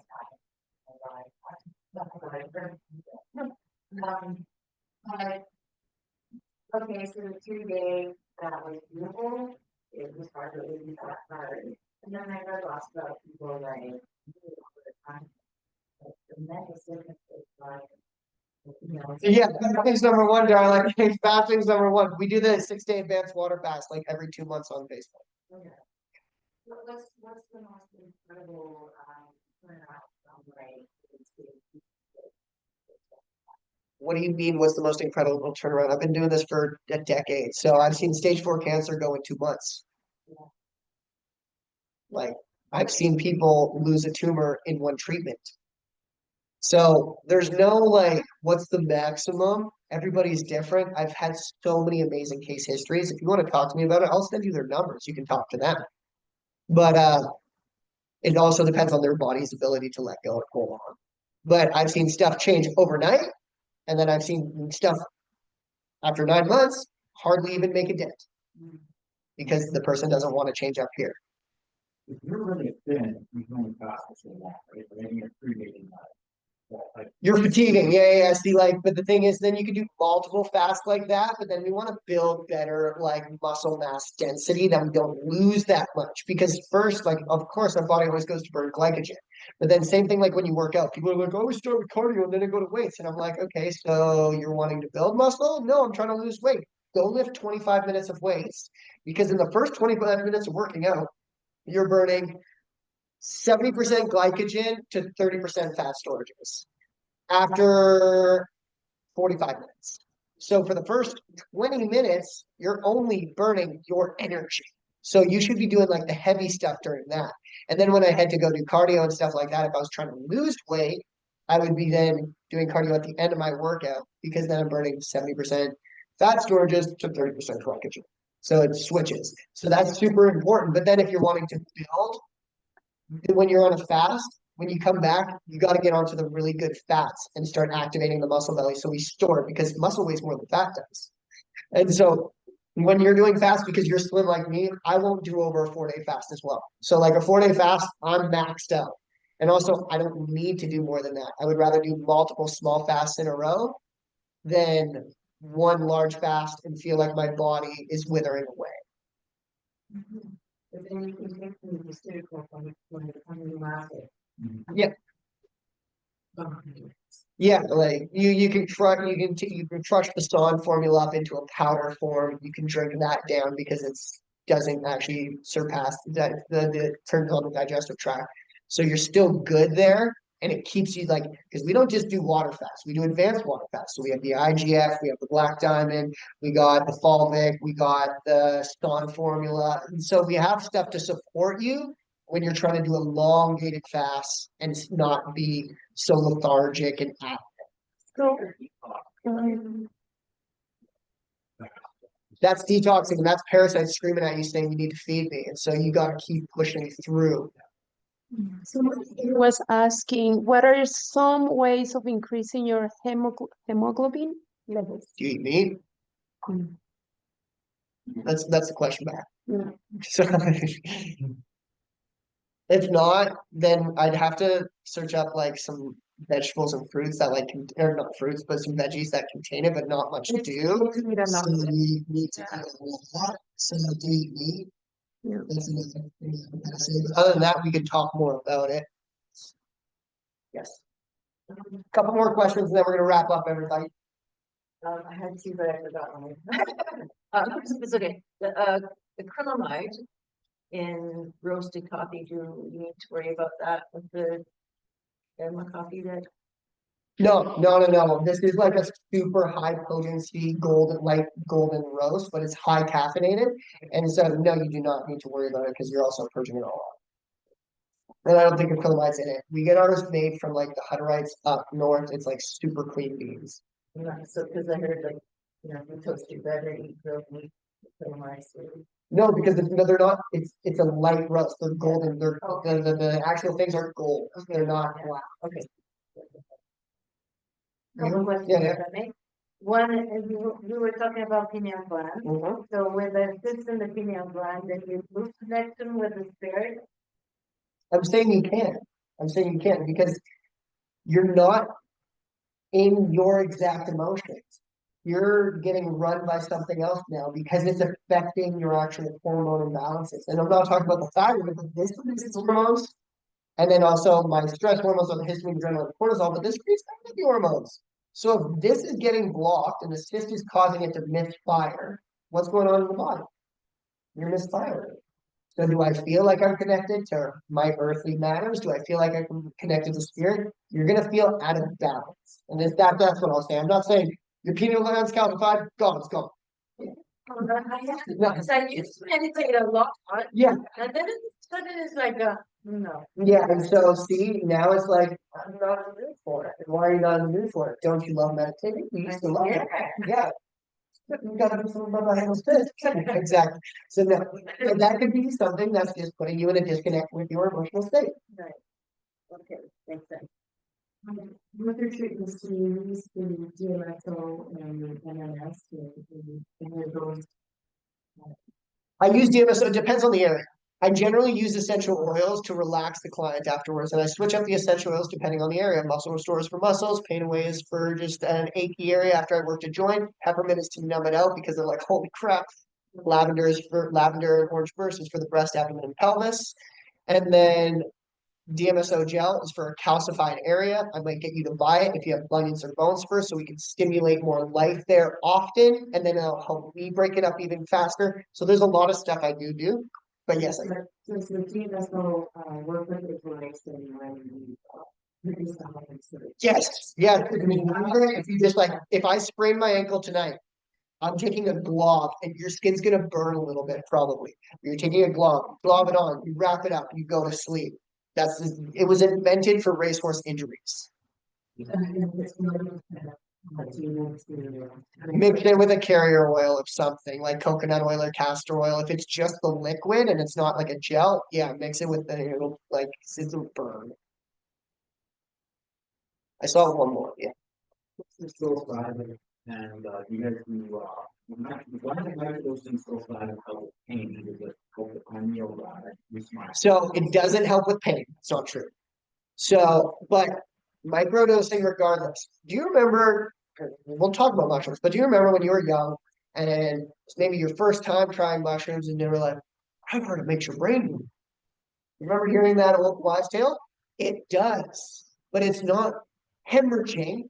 My brain is getting blood to different cortexes. So I'm getting areas to my hippocampus now. That's why you can have the flashbacks. That's why you can have the reoccurring memories. That's why you can have the visions. Because this stuff is all accessible in here, but the blood is getting areas to it hasn't been in a long time. And so as it's getting in areas to it hasn't been in a long time, it can help decalcify the pineal gland. I would say so. But that wouldn't be like my go-to to be like, I microdose to decalcify the pineal gland. No, you know what? I think it's great for brain function. I think it's great for people who get like anxiety and depression because it's helping get that blood flow up there. But also, I want to look more into the nutrients, like their diet, their lifestyle, all of that. But I think it's great for people who have like a brain block almost. You know what I mean? I'm just like feeling like I'm stuck in my ways, or I feel like something's up here. Do a couple microdoses, like a couple weeks of microdosing of psilocybin. I think that would be great for the brain. And then you take a long time off. Yeah, just because it's you. What's your opinion on creatine? Because as it pertains to working in the gym when I was younger, I discouraged my brother from taking it because I was told it could cause cancer. Not true about causing cancer, but most people are dehydrated, brother. So and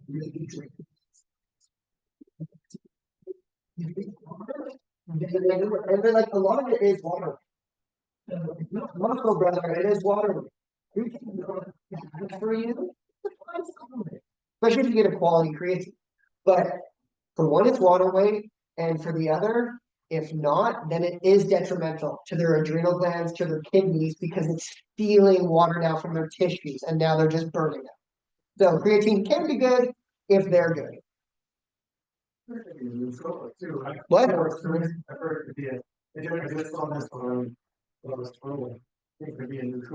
Yeah. I didn't find it either. I can't say that for myself, so I kind of just place it in the category that it is for. But people do say it is like a nootropic as well, and yeah, me neither. So I'm here for another couple days, but you guys are all welcome to take my number. Hit me up anytime. But these are my amazing practitioners. This is the amazing place to come get healthy, to come have some great therapy, to come get some Cellsonic, to come get just a little bit of knowledge on things that you're struggling with. This is a place I would depend on if I lived in the area. But I want to say thank you for listening to me talk for so long. I really appreciate you coming in. You're all wonderful beings. And just keep rising to the occasion because there will never be another you. You're amazing. Love it. Live it. Great job, everybody.